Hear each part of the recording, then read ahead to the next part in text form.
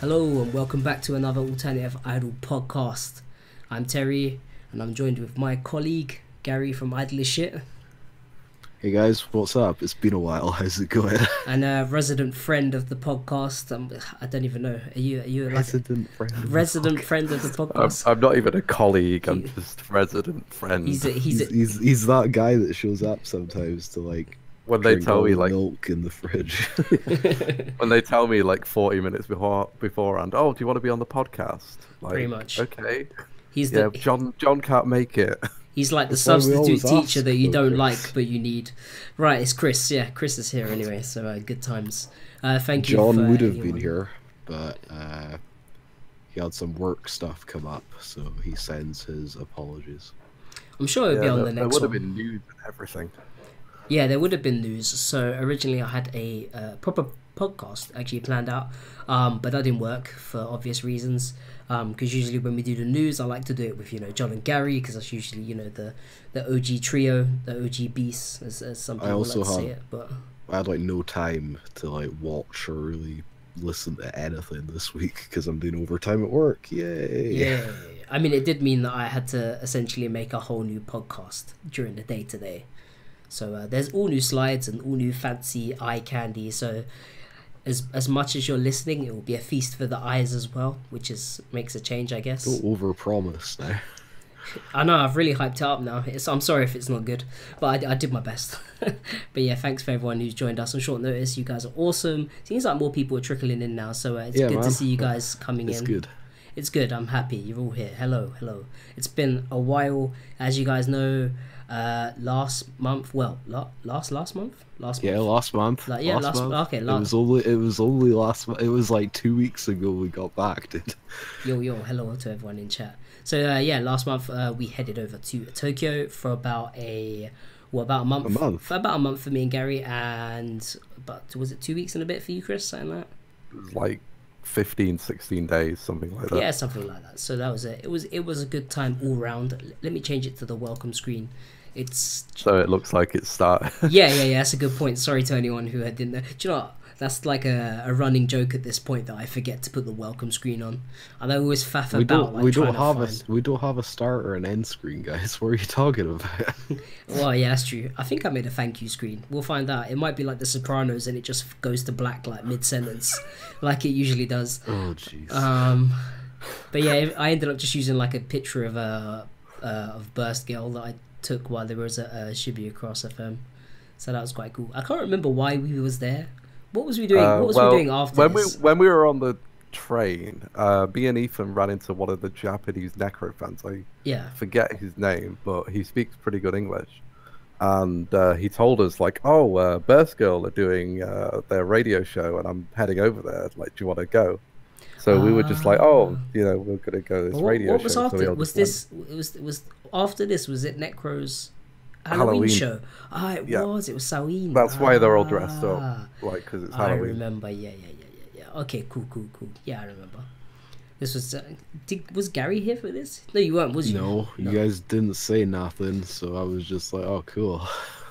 Surely the closing screen Garry? should be higher. Yeah, where was you? With us before.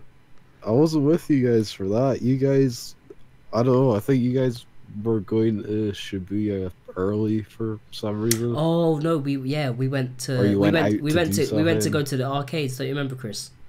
And we went to the one that wasn't good. That was way after this. Was it way after this? This is Halloween. Oh god. I don't know what we did then. Something happened. In case anyone's wondering, I know some people just joined. This podcast is just us telling stories from our Tokyo trip. I don't know if Terry really explained that in his intro or not. It was all very last minute. Yeah, it's pretty much Tales from Tokyo, but I've got a bunch of slides and stuff from stuff that we see, and there's some cool stuff in there anyway. So hopefully you guys will enjoy the stories and that sort of stuff anyway. So it's just something to listen to. It's cool, people like to live vicariously. Think of it like voyeurism for iDOL. Maybe not actual voyeurism. We might be getting into bad territory there. Demonetization. I agree with chat. I appreciated Ray's kind of maid dress thing she had going on for Halloween. Yeah, because she's super kind cute. of Gap Moe, isn't it? Like, Yeah, she's kind of badass on stage, and off stage she's really like cute and girly and stuff. I like Ray. But yeah, so where did we start? I mean, you got there before either of us. Yeah, so I arrived on the 27th. The 27th was like an all-day Thai band, but that's at this point. That is the one where you nearly died. At this point, that entire day is just a blur. It was a blur at the time as well. Yeah, at the time I was on a lot of painkillers and alcohol to keep myself going, because I had just been on like a 12-hour flight to then go to a 12-hour pretty much Thai band, which wasn't a good idea. Yeah, I took some Checky and stuff like that, but I can't remember now. That was something like that. Basically, if you're listening to this, don't do what we do, which is try and go to a live like every day. It's not good in the long run. Or go to a live on your first day you get there. Like if there's a big show on the day that you're supposedly arriving that you really want to go to, book so that you arrive the fucking day before. Like, that is my recommendation. Get there, have a relaxing day, and then it depends when you arrive, dude. Like, well, I arrived at like 7 in the morning. That was your problem then, because like I got there at like 10 o'clock on like the 30th. It was all good. What do you mean? You were like dying when I met you. You and Kris were both like dying on your feet, you fucking liar. Yeah, it was fine for the wrestling show I went to that night. Actually, I can't remember who looked more like death. I think it might have been Kris. It definitely wasn't me. Yeah, yeah, it's probably me. Like, I just felt ill when I got into Tokyo, but thankfully I could check in earlier than planned. Oh, side letter said, it's not alive, but I'm arriving at 5 AM and then seeing Joshi Pro at Kurakuen and then Wrestle Kingdom on my first day. Will be dead, should be fun. Jesus. Good choice. Yeah, good choice. We I take it you could actually sleep on long haul flights then. Yeah. Not like me and Garry who rock back and forth, sort of slowly going crazy. We had some early morning Joshi Pro and Stardom shows ourselves, to be honest with you. That was quite a few late nights and early mornings. That was some of the only days I think I got up early, was when I was actually getting up to this to guy, go to Joshi. It's like, oh yeah, Garry, let's do something tomorrow. I'm like, all right, cool. It's like, how many days did that happen? At least 4 or 5. 4 or 5 in a row. We're like, yeah, we'll get up tomorrow. We'll do some stuff. Yeah, it'll be good. I wake up at like 9:30, 10 o'clock, and I don't hear from anyone until like 1 in the afternoon. I'm like, all right, cool. I'll go. That'll be like me at 1 in the afternoon. Then Terry sort of wakes up at 4, and he's like, oh, I guess I'll just like have some roll food, out of bed, go live. Pretty much, right? That's what I was doing. But then we was in like we was in Tori Kizoku, which is kind of like a bar food place where you just get a table and you just smash a tablet screen and they bring you food. It's really good. Terry needs like a good 8 hours of sleep, I've realized. Possibly more for me to like function as a human being. I can get by on like 5 or 6, no problem. Yeah. This guy it's like it's like 8 hours of sleep, 1,000 milligrams of ibuprofen and 2 cans of Strong Zero, and I'm your man. I can do anything. But before that, I'm a non-functioning human being. That's pretty much how it works. But anyway, we'll move on to our first slide anyway. So the first slide I put on there was something that I actually went to that was cool, but you guys weren't in the country yet. But it was Necronom Idol's Off-Kai. If anyone who doesn't know what an Off-Kai event is, it's pretty much not a live. It's normally something that's done completely outside of a show. As confusing as that is, because I've got a video of them doing a mini live at the Off-Kai. But it was pretty much held at like a nightclub type place. I can't remember where it was. I remember I got like shepherded there and then almost didn't find my way home because my portable Wi-Fi died, so I had no idea pretty much where I was. I just went to the train station and found my way home. But yeah, it's pretty much you go in. It was pretty much just us and the Necro fans, or me and the Necro fans, and yeah, it was pretty much just I mean, have you a are drink. a Necro fan. I am a Necro fan. I am. I'm speaking. Listen to this guy, me and the Necro. Yeah. I'm speaking like now. Hina, like he's on safari. Yeah. Like now Hina's gone. I've just like I'm not invested anymore in it. But no, I'm joking. But yeah, it was pretty good. Everyone pretty much went in and had a drink and all that sort of stuff. The girls were in their Halloween outfits. I remember coming down like the stairs. We was walking down the stairs, and so like the nightclub was all white, like completely white, and it had like this weird blue and like UV lighting. And Sari's sitting on the couch at the bottom of the stairs in her like Beetlejuice outfit, not moving. She's completely stationary, just sat on the sofa, yeah, looking ahead of her, yeah. And everyone's walking down and walking straight past her, and like I get down, and I look and I go, oh, and it's Okaki and Sari sitting there, and then she's looking at me as if to say like, yes, you should know who this is because you're foreign and this is a foreign character. And I look at her and I go, oh, Beetlejuice, and she's like, yes. And then everyone else was like, who the fuck is Beetlejuice? All the Japanese fans were like, who the fuck is Beetlejuice? It was quite funny. It took a while. But yeah, there was like a little mini live that they did, and it was pretty much like you get a drink, and then for how many drinks that you get, there was like, you know, random checky and other bits and bobs, and then they did like a bupan at the end. And I think for your ticket price, I think to get into the Offkai, you basically got like a free group checky and that sort of stuff. I actually have the checky, so I can actually put them on screen. So there's the checky, Papoose. They should be up in a second. There you go. Pow, there you go. Cool. There you go. Pow. I was hoping that it would be like on time, but I don't know how on time it was with it doing it. But yeah, so they're all in their outfits and that sort of stuff. I didn't get a chance to get checky with all of them because yeah, the Sari fans and the Ray fans were pretty much like hugging her line. Like, it was pretty crazy. I just think it's absolutely hilarious that Hina decided to go as a like devil dentist. It's from someone like John Baker or Dan Baker or something like that. It's like a writer, and he has like a specific like character, and she went as the nurse that's in this thing that this guy designed or whatever. She explained it to me. My mind wasn't listening. I was too busy like looking at her at the time, so I was like I'm also terrified of of dentists, so yeah, it was pretty crazy. She like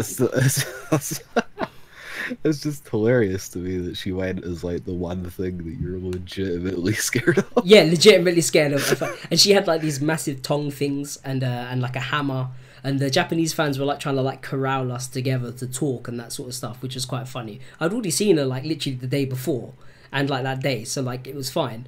And they were saying to her like, oh, you know, you talk in English to him, talk some English, because they know she can't like really, so they were like prodding her, you know, like speak some English or whatever. And then yeah, essentially she was like, no, it's fine, because like, you know, he can speak some Japanese. So I pretty much told her like, I apologize, I've lied to you all along, I can't speak any Japanese, like in Japanese. To which the fans all like started pissing themselves laughing, and she like smacks me with the hammer pretty much and like glares at me, and I'm like, oh, I'm in trouble now, oh no. So when it came around to like bupan time, yeah, she went for the teeth with the gripper things, and like my actual like phobia, I was like, whoa.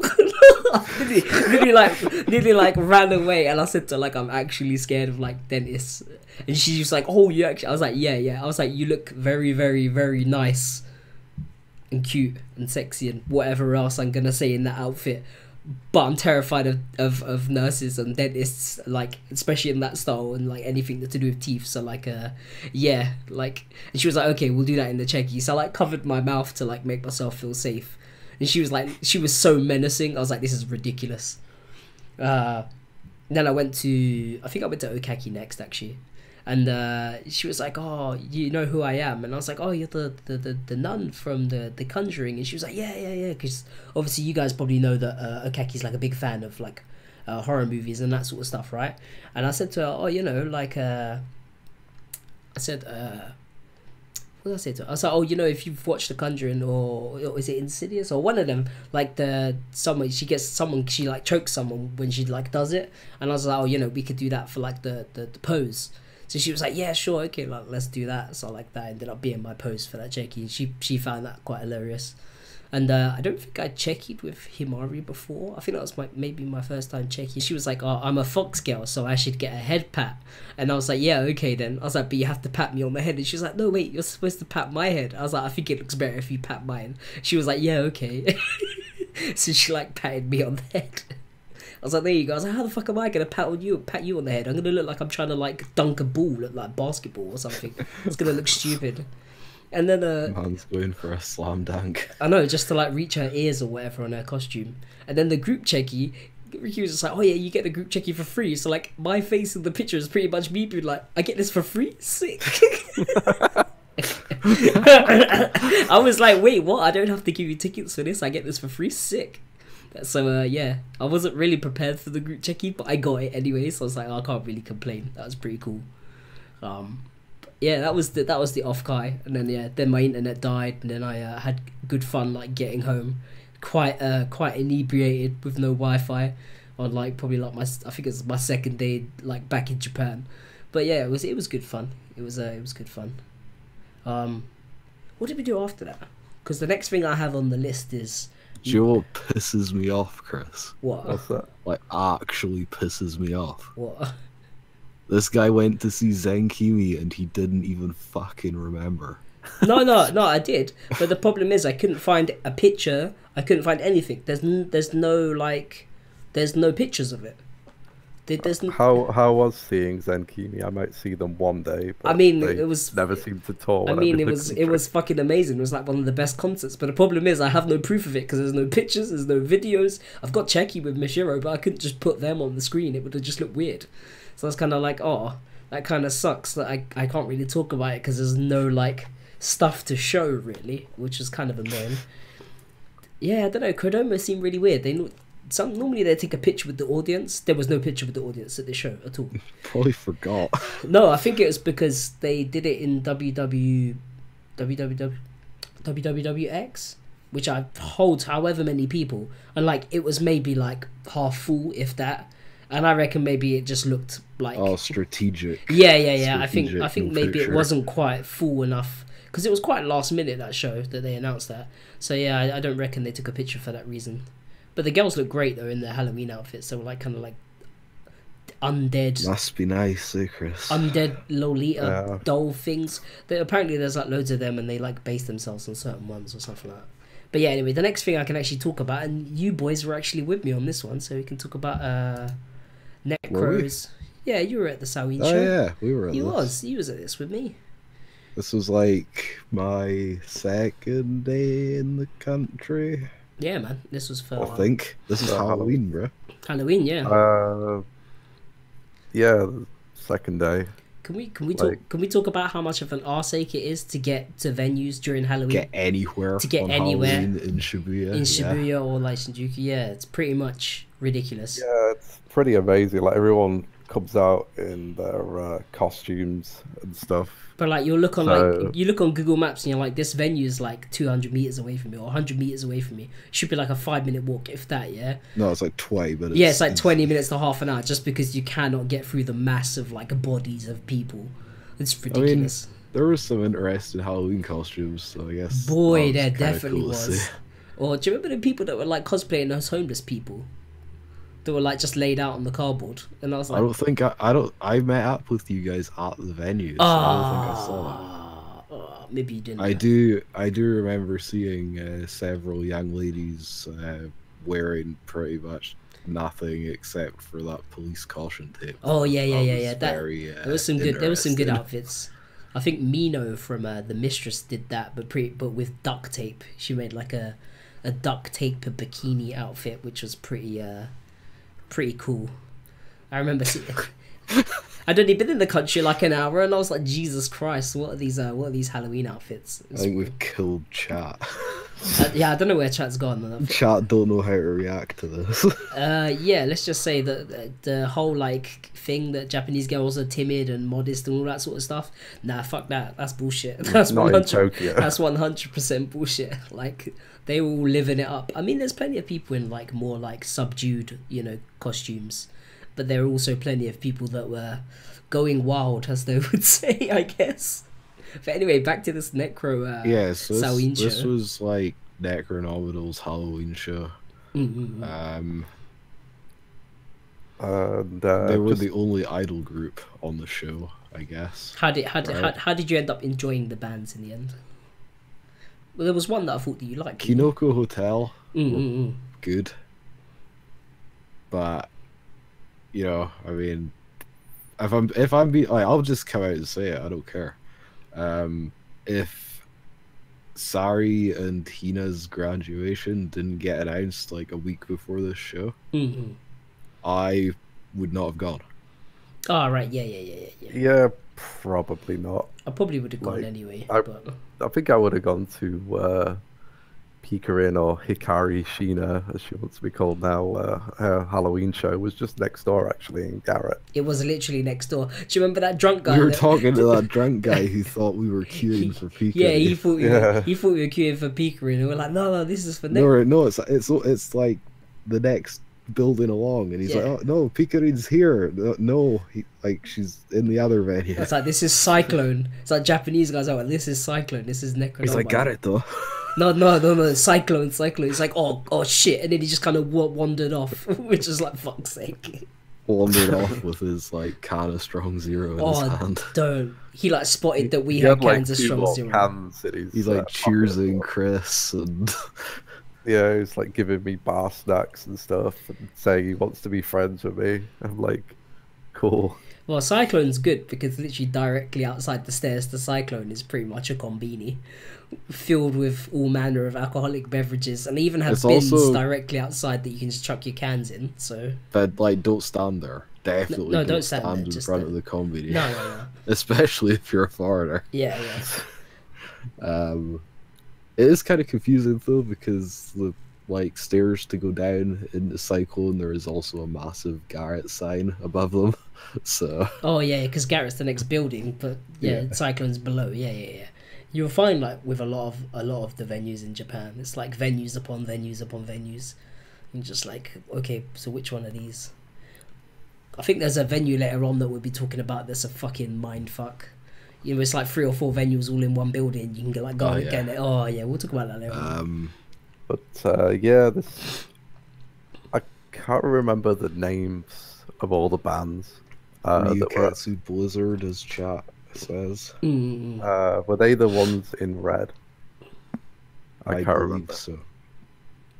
Yeah, no, that's Kinoko. Is that no Kinoko Hotel? Oh, it's the girls, right? Yeah. Oh, that was the girl that like stood on the keyboard or whatever it was. That poor keyboard. Yeah, that was pretty entertaining. I mean, the bands were okay, but it's not really my thing. So. Oh yeah, big shout out to Marlon and who was it? Marlon and Ethan was there. No, Ethan. Yeah, but who's the guy that was with Marlon at the time? No, it's not Manuel. He's got another name. Oh, not my mind's just gone blank. I know him as well. He's got the gauges in his ears. Is it like Luis or something? Yeah, Luis. Luis. Sorry, Luis. There are a few of those dudes who are like hanging out with each other. So yeah, but like Marlon. I get names mixed up. I have to shout out to Marlon and Luis because they tossed me up for Hina's part for Skulls and the Stars for the lift, which I've got a picture of. So it's pretty much me and FF Tactics pretty much like lifted for Hina at that part. So that was pretty cool. Which is kind of like a recurring theme throughout this trip. Pretty much was me like desperately getting flung up for like Hina at like all the Necro shows. Some which worked out better than others, but it was okay. But yeah, I've got Checky from this. I could put a Checky in. It's only 2. I actually only got 2 Checky at this event, which I'm quite surprised about. I think it was just 1. Yeah, the lights actually closed pretty quick. Yeah, they did. Yeah, they did. So I managed to go see Hina and Ray, and I hadn't seen. I don't know if I'd Checky with Ray before. I think I'd pretty much Checky with all of them at this point, but I kind of made a point to go and see everyone, to speak to them and see how they were doing, because they did the. This was before they went to the US again, right? They went to the US after this. It was like directly after this. Yeah, this is like the one time we could see them before they went to the US. It's the one time I thought I was going to see them, but we'll get into that later. Well, we can move on to the next thing. I went to see Sari, and it was nice, but it was sad. Yeah. Yeah, both of you are like having your members graduate, so it was. Well, as I got off the plane and I like load up like Twitter and Facebook, and everyone's like, "Does Terry know? He won't know. He's on a plane. He's gonna like get off the plane and be like, ah!" And I got off the plane and I was like, "Ah, bloody hell." I was like, oh bloody hell, that was quite funny. I eat a drink. Pretty much, right? So anyway, we can move on to our next event, which is one that all three of us also went to, and was a fucking good event. And that this wasn't like right after, though, right? There was a bunch. There was other stuff. I just don't. Yeah, but they were like smaller shows. I don't have like stuff. There's no. I couldn't find anything for them. So you get what I mean. I went to see Christine, but we'll talk about that. I've got a Christine slide, and I kind of incorporated all of the Thai bands in there one go. Oh, there was so many Thai.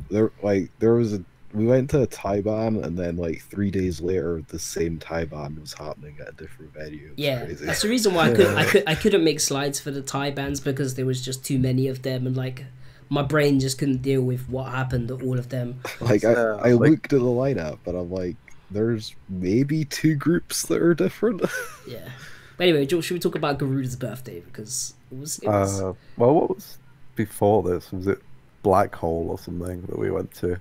Ikebukuro Black Hole. Yeah. I went to see Christine and Aphrodite at like. Was that Loft or something? Yes. Yeah. Yeah, we went to the show at Black Hole. It's like a Thai band with. I think DeBarrier were there, and that was the one where you and Ethan got like loads of free checky. Yeah, I literally all the Thai bands I just either rolled into one thing or I didn't count, because as soon as you start talking about Thai bands, you would literally be here till like totally. God knows when. Like, so like I tried to skip over this a little bit. Terry ain't even good to talk about seeing Billy Idol. That's fucking mad. No, there was no thing for it, and we didn't take any checky either. So I was like. Oh, if we tried to take Shaggy at that thing, we'd have been there for like 3 hours. Yeah, so we did go. It was pretty rammed, wasn't it? It was sold out. They sold out Eggman, right? Yeah, Eggman. So like 400 people. Something like that, yeah. That was like the only WAC affiliated thing I got to see on the trip, I think. I mean, I got to see be second later on in the trip, but maybe I'll talk about it, but maybe probably won't. You put that picture of Bruno. Oh yeah, there was a yes. So we went to was it Stardom or Joshi Pro, one or the other, in the morning it was this particular Stardom. Yes, we went to Stardom in the morning. Yeah. And then we had to get from Shinkiba to Sugamo or something, right? It wasn't as bad as I thought it would be, because it's still like pretty much going from one side of Tokyo to the other. Just the only good thing I would say is that the transfer that you have to make is really easy. Yeah, thankfully, yeah. But yeah, this show was awesome. Who actually played on this? There was Garuda, Double Land, Hanako. Bedtime Story. Oh yeah, Bedtime Story. Yeah. Feties, yeah.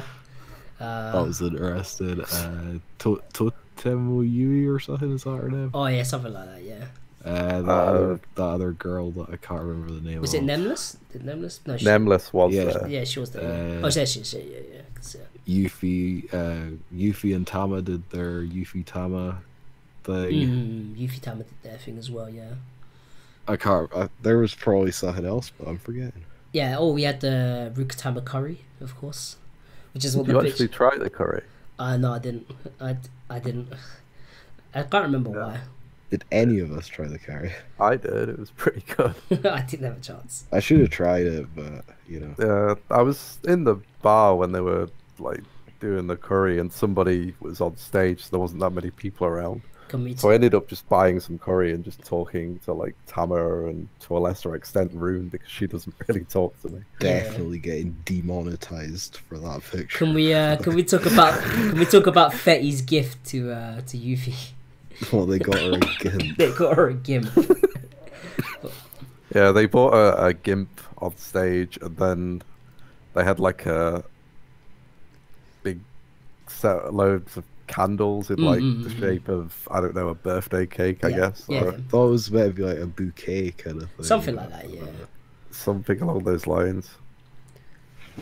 And then they did like a candle wax like service, and then and then some fan got like it was a Fetty's candle fan, I think. wax. Yeah, he got candle waxed as well. And then he ended up like singing and dancing along with like Fetty's like half naked. That was quite funny. Yeah, when they were like, oh, so who wants to get on the stage and get candle service? Like, Yuffie's looking around, I'm like, oh god, don't look at me. Yeah, me and Garry like, go on, Kris, go on, go on. Oh, that was funny. It was good. What was even better was that you guys managed to get your Garuda Checky like early, didn't you? You got like pre-sale Checky before the show. Yeah, before the show. When we got in, she was still doing Checky, and like people were giving her presents and stuff. So I was like, oh, I'll, give her a present, and I got her a shirt that Terry did the design for, so I was kind of talking about doing a shirt, and Terry's like, "Oh, she's wearing it in like half of the pictures that like." Yeah, she pretty much ended up wearing it before her set, so she really liked it, and I got her a Harry Potter Slytherin scarf because she really likes Slytherin. So yeah, she seemed happy with that, and we got Checky beforehand. There were a lot of people at this show as well, so. Yeah, a lot of I was really happy to see that. Like, this is probably kind of packed. Yeah, I wasn't expecting that. I think everyone was saying they've never seen that venue so busy before. There was about 135 people there. And like people were in and out of the bar bit because like Rukatama Makari was there and people were getting drinks and like cooling off, and then everyone had to like run in and out after like Hanako's set when they were cleaning, and everyone was like going to the bathroom, including me, because I had to like pretty much go and like try and wipe myself off quickly because I was like a mess because I got like spit blasted with milk tea.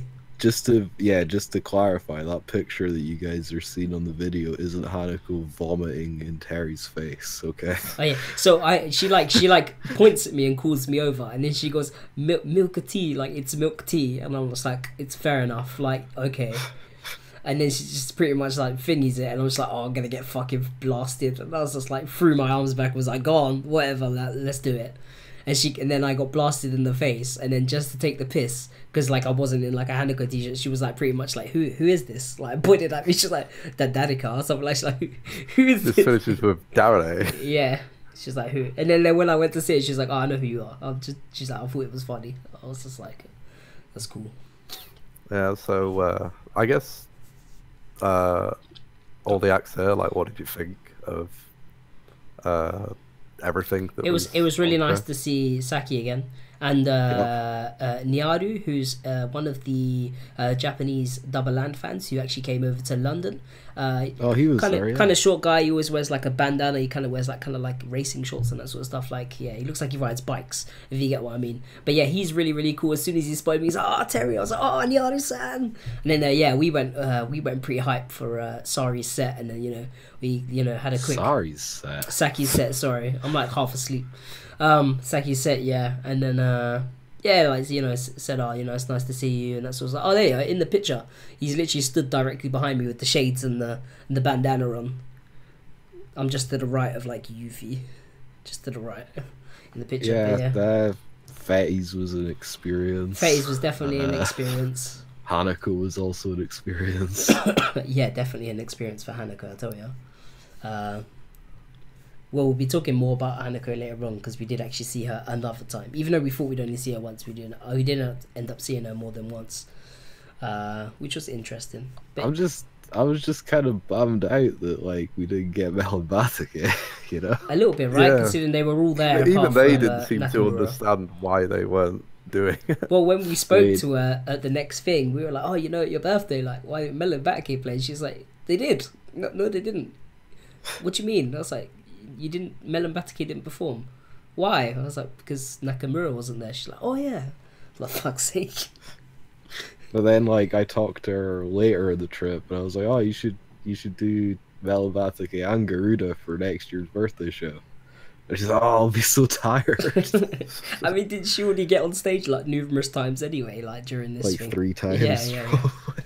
But yeah, her band set was fucking awesome. Yeah, her band set was awesome.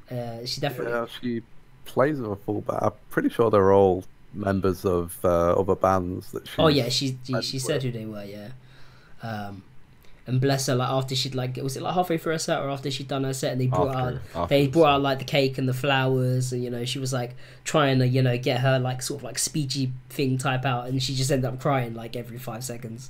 And like every time she regained composure, someone's like, "Oh, don't cry, Yuffie-chan, you're cute," and then she just ended up crying again. And I'm like, if we could not say that, she'd be able to finish the speech. Like she's a very emotional person. Like she cries quite easily. But, it's like when we rolled over with your birthday present, and she like, you know, opened up your present things for her and that sort of stuff, and she just ended up like sitting on the floor for a bit behind the bupan table, and I'm looking at Kris like, is she alright? Like, yeah, this is normal. This is what she does, Terry. I'm like, oh, okay. I'm like, are you alright? I've done this for like 3 or 4 times this year. Yeah. I'm trying to remember. Was this the show where I asked for the ill-fated like peace sign checky? No, that was later on. That was the Melabatica show. The first one we went to. Yeah. I'm still like not living that one down, boys. What, the one is that the one at Lounge Neo? I'm basically being bullied by an idol at this point. In case you didn't know, Garuda doesn't like doing like girly poses, and Garry has quite a proclivity for like the peace sign, and he kind of got her unknowingly to do like a kind of like a cute peace sign, and yeah, she's pretty much been like bullying him for it ever since. So he deserves it. He deserves it. No, I don't. Yeah, you do. You deserve everything you get. That's the way it works. Definitely don't deserve it.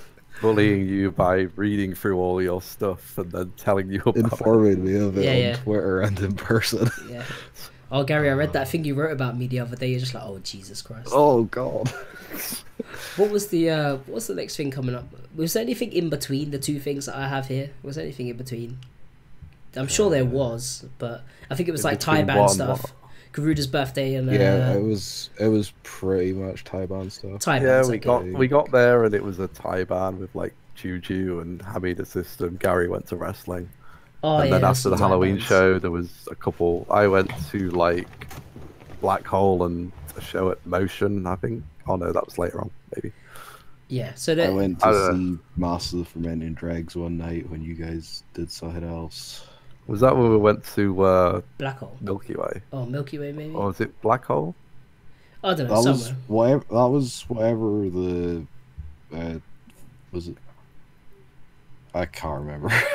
Who cares? Anyway, let's move on to the next slide. The next, the next nice. actually like official slide I've got that all 3 of us went to together for a show. Oh, we went to that thing in Omote Sando, right? Oh, well, I've moved on to Operetta's birthday. Yeah, thing. I just remembered it was like something in Omote Sando with like Clock, Ibeck, Mistress, and like a bunch of other. Oh yeah. That was a decent show, but like the location I wasn't too keen on. I don't like going there. Oh yeah, we also went to Christine, which was like the thing you were really wanting to talk about. I've got that. Yeah, but I've got that. I've got that in an actual slide. Yeah. So the actual like next event after that was the Operetta's birthday show, which was for Melon and Gura. That show was mad. A lot more mad than I was expecting actually. Like hot, very very hot. It was in Shinjuku Samurai. I'd been there last year for a talk like album event thing for Gokite, but then but that was like a sitting down type thing, and it was already hot in there. And then this was like, this venue's tiny, like it's tiny, and then you've got us all packed in, like glow sticks, king blades, like you fucking name it, everyone's got it on them. And it's like a basement, and like there's basically no air conditioning. Yeah. And like, there is, but it doesn't really work. Yeah, things got pretty wild. Like I think you could say things got heated. Yeah, like Melon and Gura both did their own like solo sets. Then they had some skits. And some skits where like Melon like killed Gura at one point, and then they like resurrected her or whatever. Some other bits and bobs, and then they did like a bit together. and then Shuengo Bupan Manji. Oh yeah, Shuengo Bupan Manji played. And then it was like operettas, but with the Gokite girls like filling in pretty much. Yeah, basically. And they played pretty much operettas, like two songs that operettas actually has. and then they played some Gokite songs as well. They played all the hype Gokite songs as well, which is the mad thing. Like, that show was kind of mad, to the point where you've got my first person view here on the video. From this was towards the end, wasn't it? Yeah. When they all kind of came off stage, and they were singing the pretty much like their operettas, like, I suppose it'd be like signature song or whatever. I can't remember what the name of it. No, is it No Pain or something? Like, oh, it's either that one or the other. I think it's No Pain, something like that. Yeah, that's a really good song. And yeah, everyone just kind of made a circle around them, and everyone was like headbanging away and fucking doing mix, and like, I think Perra's mic stopped working at one point, so she just ended up like taking the piss and like doing like the, you know, Otage, like dancing like herself and like catching other people. It was fucking hilarious. And then after all this finished, people were like on their hands and knees on the ground trying to make like a bridge for them all back onto the stage. Oh yeah, didn't like loads of them skip it, and then one of them just like stamped. Was it Ichiho? I think no, it was like Pero or Arisu just put their foot through someone. Yeah, literally pretty much like stomped through them. I was like, Jesus Christ.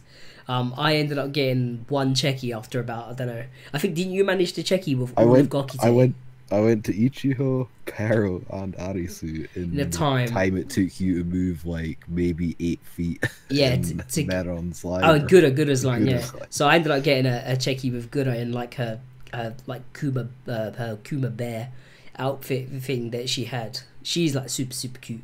Like, I hopped up on stage thing at the end. And like ran over and she was like, "Ah, kawaii." I was like, "I'm supposed to say that to you?" She's like, no, come here. Like, grabbed me and like pulled me in for like a checky. I was like, okay, you know how to make me pick you as my Oshi from operettas, I guess. It's like, it would have been like another 5 years if you wanted to get a checky with Meron. Oh, good luck with Meron. Her line was even more crazy. Like out the door and heading up the stairs out of the venue, practically. Yeah, it's pretty crazy. It's a pretty small venue anyway. So. Yeah, it's pretty crazy. But it's like a that show was fun, though. That show was very fun. Up Ichigo next, didn't listen to our suggestions. What, to put Meron? I know, right? She's like, no, we're gonna have all the new members, or actually we're just gonna get staff signing or whatever. But maybe we'll talk about that later on. We'll talk about that next week if we do our actual podcast. Oh yeah, that's true. Thanks to everyone who's sticking with. We've got 19 people here, man. I'm surprised. Yeah, man. Thanks for turning out. Yeah, it was the last minute, but you know, we thought we'd do a little Tales from Tokyo thing. Hopefully, like, guys, like, feel free to ask questions and stuff. Like, you know. Yeah. If you really want to ask questions about you want to know about anything, just like let us know. Yeah, like, otherwise it's just us sitting there, like, I don't know. Like we do every night on Discord. Like we do every night, Pinky. This is just like normal Discord. Pretty much, we just have to recollect for this trip for a whole year now until the next one happens. That's pretty much what happens. Yeah, this show, I skipped Arisu because I'm a terrible person, and I got 2 checky with Ichiho and 1 with Pero. I did ask her about her tattoos, and she told me that they're all real. Oh, they are. They're definitely real. I had a good close look at them, and they're definitely real. They're real, that yeah. didn't sound weird. Well, no, it was like... Kris has got the magnifying glass out. Oh, yes. I see the pigmentation. She was, you know, was like showing me them and stuff. So. Like, whips out her arm, and he's like, Kowalski analysis. Well, she whipped out her thigh at one point and was like, look, and I'm going to get another one here. There's a good question from chat. Which was each of your favourite lights on the trip? I think maybe we'll get through it, and then I think we'll get in there. Yeah, we'll get there. I don't know, actually. Like, they're all kind of... There's a lot of ones that were good in different ways, but so far the Garuda one I was really happy with. Mainly because, like, I've been watching her for a while, and, like, the early shows I went to, there was just nobody there. There was, like, maybe 1 or 2 people to see Garuda, and now she's got, like, over 100 people, and a lot of them were wearing her t-shirts and stuff, so that was a really cool thing to see. It's, like, probably the closest I'm ever going to be to, like, be, like, a proud dad, like, oh, look, she's all grown up and playing in front of all these people. So yeah, that was good in that way. So yeah, but there were other shows that were good in. I'll wait until my particular show comes up. My favorites are coming up. Yeah, coming up. Yeah, exactly. Coming soon. So up next, the next show we had up, well, next big show. You know what happened before the next thing? Though? What happened? That I'm just going to bring up because apparently, you know, I might have forgotten. Turnabout's fair play, right? I guess. We went to Nakano Broadway, didn't we? Oh yeah, we did go to Nakano. We bumped into someone in Nakano. Oh yeah, that was someone funny. who was a bit embarrassed. She was wearing no makeup and like a face mask, and I spotted her from a mile away, and I was like, oh look, it's Yuffie. And you were like, you lot were like, what? And I was like, how can you not notice her? Like, she was just kind of looked up, and there's Garuda in her casual clothes. Yeah, she looked cute. She was like shuffling towards us, and she looked up and was like, oh, for fuck's sake, really? She had she holding like a notebook or something. She like put it in front of her face. Oh, Skilda just said I'm quiet in chat because YouTube is blocking me talking. Oh, that's weird. Really? That's weird. If it's Skilda, it's probably because he's saying some filth. No, I don't see any blocked messages. I don't know. That's really weird. Yeah, if you guys are not being able to type, I was gonna say let us know, but that's fucking stupid because you can't type. But I don't know. That's weird. Yeah, that's weird. No, there you go. Look, he can type. I don't know. That's weird. Some people said that they can't type. But yeah, hopefully YouTube sorts that out. You should be able to type. I don't know why you wouldn't be able to. That's weird. That's good. Try refresh. Yeah, maybe try refresh, guys. I don't know what's going on there. Sorry about that. Refresh or log out and back in again. But yeah, we kind of bumped into Garuda. I was trying to be nice and not make a big deal about it.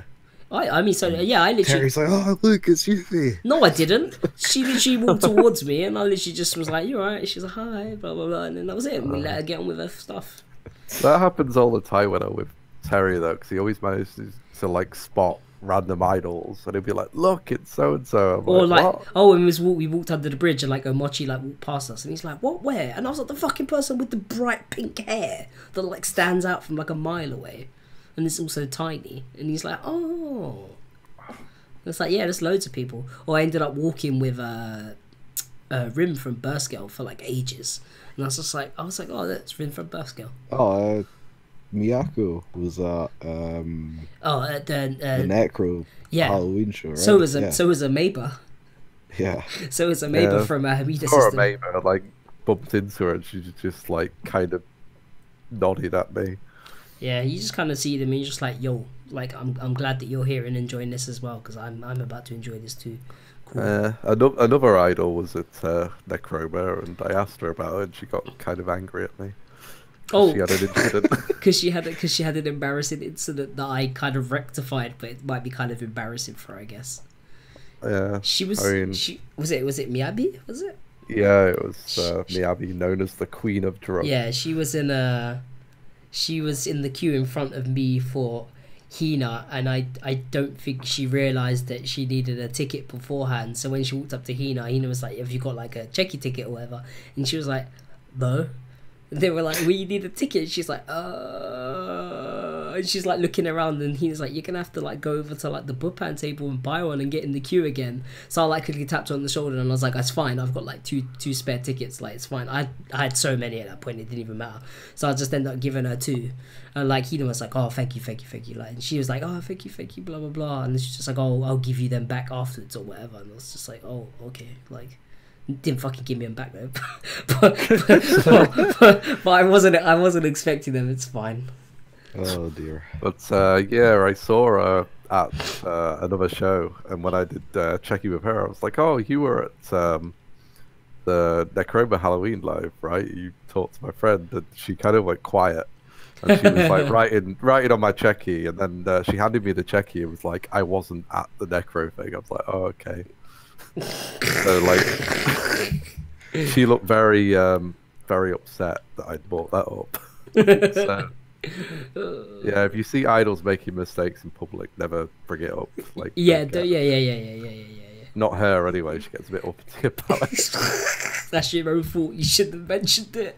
But anyway, yeah, the next event that we went to as a trio, I think, was KTA's tour finale at Eggman, which wasn't as sold out as Billy Idol, because obviously Billy Idol actually sold it out. But it was way more. It was fucking crazy. It was way more crazy. Yeah, pretty much all of the all of the Kodomo lot showed up. So like, you know, Surozuri fans and Kimi fans, KTA fans, like everyone was there. And KTA actually did the live a bit differently. So they actually had a drum kit for like live percussion, and they had like a DJ that was doing queuing up like the samples and that sort of stuff for the songs. So yeah, it kind of gave it a bit of a different feel. It was a lot more of like a, I don't know. It wasn't like playback, you know what I mean? It had that kind of like live percussion punch to it, if you get what I mean. And you know, they could. I'm gonna sound terrible. Well, I kind of wish they just did have playback, because the songs all sounded different to how I'm used to hearing them, so it threw me off a little bit. Right. Yeah, I get, yeah, especially because like they'd like change some of the intro bits and that sort of stuff. But yeah, it was pretty cool.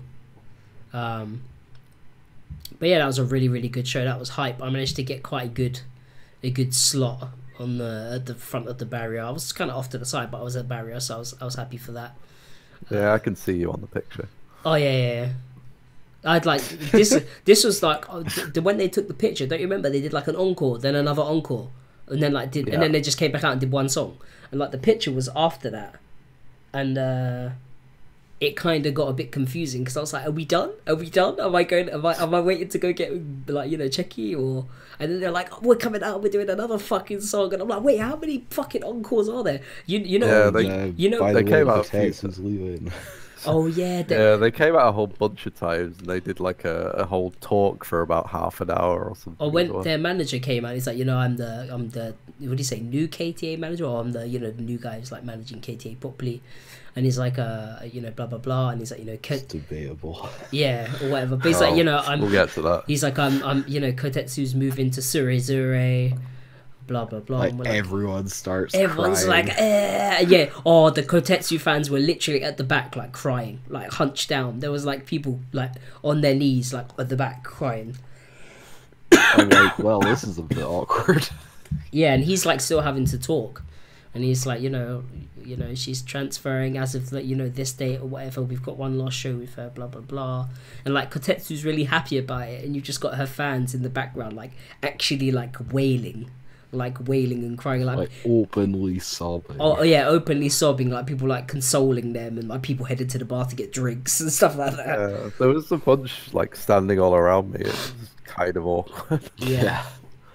And me and Ethan are like, Kotetsu's getting a fucking Surezure, and we're like standing next to each other, and Ethan's like, "Are you getting this?" I was like, "I'm fucking getting it, bro." I was like, "What the hell?" And like, yeah, that was so funny. Everyone goes, like the fucking world's biggest And Kotetsu's like super stoked because she really likes Komachi or whatever. So yeah, so she really wanted to be in. Unfortunately, some people were not stoked about that. But, yeah. Before we get to like the hell that was the hell part, like what do you think of like Eggman as a venue, like its location and the venue itself? I mean, the location's fine. Garbage. The pillar in the middle is kind of garbage, but like the barrier is so wide, you can get so many people on that barrier. Like it's quite good. It's like it's just a weird setup because it's like an oval shape. Mm-hmm. It's like I don't really like. Is also an oval. Yeah. I don't really like the staircase going down because if it rains even a tiny bit, it's like a waterfall. Yeah, it's just kind of gross. Oh, do you remember we got to go in and go do like pre-sales, and we thought Garry was already in, so we went down like looking for him to go and do pre-sales. Yeah. And we like came out and like Gary's like, "You're right, boys," and we're like, "We thought you was fucking inside." No, we thought Garry was ahead of us. Yeah. But clearly he wasn't. Yeah, and who is it that someone's when we went to go buy like our Checky tickets, and I can't remember who it was. I think it was Nimita Maru or someone. And she was like, "Oh, what members do you want?" And I was like, "Oh, I want one for no Namarin." I thought it was Sumo. It might have been Sumomo, yeah. And she was like, "Who do you want?" And I was like, "Oh yeah, I'll get one with no Namarin." And she was like, "Oh," you can kind of tell she was like, "Oh, makes sense." And then I was like, "Oh, and one with," and I was like, Nimita Maru. And Nimita Maru was like, "Yeah," at the side. And Sumomo's like, "Oh, for fuck's sake." And I felt kind of bad. I was like, "Well, sorry." Oh yeah, in case anyone like doesn't know, if you go to a Kodomo Mental show, well, most of them anyway, the members are the ones that sell you the merch. Yeah, so like they run their own for that. Yeah, you have run their own you have to deal with them. And Kotetsu's You think running. you've got like a whole show to figure out what you're gonna say, and then you have Nonamera try to sell you a towel. Yeah, yeah, they're very hyper. Oh, don't they get quite into Kotetsu running backwards and forth with like t-shirts like from the big fucking cardboard box. She's like Edu Saizu. She's like running back with a fucking t-shirt. I was like, oh my god! They keep like sending her off for other t-shirts in different sizes and colours, and she's like like runs off, and I'm just like, Jesus Christ, what is going on? Yeah, it's pretty funny. Yeah, no Namera. Who was it that they had in? Oh, it was Yamakamaro. They had in charge of like tallying the money up, wasn't it? Yeah. Yeah, she's like the only sensible one. So they're like, we're gonna let you handle all the money, and you know, like the cashier that you see at the end. She's like, thank you for waiting. Here is your total. Blah blah blah. You know what I mean? It was the live was sick. Super hype. Yeah, they played a lot of the new stuff as well. So they played pretty much all like the classics, and then they played so many fucking songs. Of course, they played everything pretty much. Pretty much everything from both of their releases, almost. Yeah, pretty much everything from. They even played Identity Crisis. Yeah, they even played. Inverted Cross. Fushi. Oh yeah. I can't say it right, but it's one of my favorite songs. But I thought, oh, they'll never play that. It's like such a random song, and then they played it. Maku Fushigiism, like, whatever it is. Yeah. Yeah, I was just like, they played it. I'm like, fuck yeah. Yeah, it's a good song. And they awesome. And then they played their like their first song they ever had, the Inverted Cross or whatever it's called, that one. Something Cross. Yeah. They played that as like a. It's a shame about Bupan, but... Yeah, Bupan was a mess. Let's be honest. Well, we got to the Cheki session, and I went for Barrow. I got 2 Cheki tickets with her, and I was like the first person in line when it opened. So I got my Cheki, and I went round again, and I was about the 3rd person in line. I got my Cheki, and this all took me about, I don't know, 20 minutes or 15 probably. So then I was waiting for all of you for about 2 hours. So I went to Kotetsu. I was like, all right, cool. This didn't take that long. I was like, oh, you're going to Zero. That's like really cool kind of thing. It's like, oh, I guess I'm saying goodbye to like KTA's Kotetsu, but I'll see Zero around or whatever. It sounded much cooler in my head than it probably came out. Hey, I think she got it. I mean, you literally did see her like a few days later. So yeah, we'll get to that though. Yeah, so that was fine. That didn't take very long at all. I was like 5th, 6th in line. Yeah. I was like, all right, cool. Guess I'll go to Nonamera because why not? So I get in the line, and the line isn't moving. It didn't move. Because like everyone in that line had 5 tickets. And then, like, every 5 minutes, we're stopping the single Cheki lines to do group Cheki. Yeah, so they were doing group Cheki in the... If you look at the top right-hand corner, they have, like, those coloured gown things on. Every time someone wanted a group Cheki, they stopped all of the solo Cheki. They'd go and put these gown things on, get their flowers, and then go take group Cheki in and stand there and talk to the person while they're, drawing on the group Cheki. And then they take them all off and they go back and do a few more, and then they end up putting it back on. So, like... Instead of just getting... I spent like 2 hours in Nonamera's line. Yeah, it was, yeah. That's like the short version of the story. I did about an hour and a half in Nonamera's line, then I think it's about half an hour in Namida Maru's. There was a point where I was talking to Ethan, because I was sitting at the bar, kind of just waiting. And we had this like whole conversation, and he probably moved about 2 inches the entire time. It's like an hour. Yeah. It was hilarious. Yeah, it was I mean, it was cool to meet everyone and stuff, and the show was sick, but like if we could have not stood around and wasted like 2 hours. I could have gone and got especially because I was like really tired at that point because it had been like a really kind of that was like a packed weekend. Super hype weekend, super hype show, and then 2 hours of like sweaty queuing and stuff like that. I think that was at the show where I literally I had a can of like Strong Zero in my bag, and I ended up. The guy gave me like a glass with ice, and I ended up opening it and just pouring it into. And I was just like, yeah, they sell Strong Zero here, cool. And I just put it back on the side, and the guy like binned it. I was like, whoo, I was like, there's nothing I could do. The bar's pretty much closed. They're not selling alcohol now. So but I had cans on me, so I was just like, I was like, oh, I'll get home by like 10:30. Did I? Fuck. Yeah, I ended up getting cheeky with Nonomera and Namida Maru. Namida Maru was funny because I thought that she knew that we understood a little bit of Japanese from pre-sales when we was ordering stuff and talking, and like I walked up and she stood there and was like, oh, hello. She's like, I am Namida Maru. I was like, oh, bless. And then like we took the check-in and we're like standing there talking. I had to say to her like, it's okay, you can talk in Japanese. She was like, oh. I was like, oh, for fuck's sake. And then she was like, oh, do you follow, KTA? I was like, oh, I fucking hope so. No, I don't. I just know who you are. Yeah, yeah, pretty much. She's like, yeah. I was like, yeah, I've been following like since your debut. Like originally when like it was just the two of them. She's like, oh, so cool. Blah blah blah. I was like, oh, bless. It's like idols need to get better at that, I think. Yeah, because it happens way too They often. do that. Yeah. Like, it's like, do you know who our group is? It's not even like they're asking. It's not even like they're asking me in English. They're asking me in Japanese. Like, oh, do you follow us? Do you come to our shows? Do you like blah blah blah? And I'm like, well, yeah, because I'm here. Yeah. I'm here. The amount of times that idols said to me like, oh, I am so and so. I'm like, I know. That's why I'm here. That's why I'm here. The most ridiculous one was when we was at the Bish signing thing last year, and Aina was like, I'm Aina.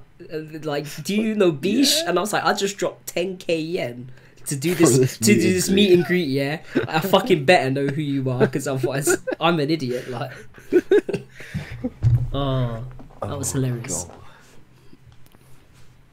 But yeah, so like, the next day was mad too. This is like all in the same weekend, right? Well, this is the day after, like, bro. Double thing. Oh, okay. Yeah. So like the day after, we went to like 2 birthday shows. So we went to a lot of birthdays. Well, here you go. In case you didn't notice, everything's like a birthday show or a tour finale. But yeah, the next. I mean, some. I suppose it's how many times you've seen him. Like, I've never seen Namida Maru before, so I'm guessing she didn't know. Like, Nonomura said that she knew who I was from Twitter, so I was like, okay, fair enough. But yeah, Namida Maru, I guess she's too new, she didn't know. Yeah, next time you say you don't know them. Or do you know what?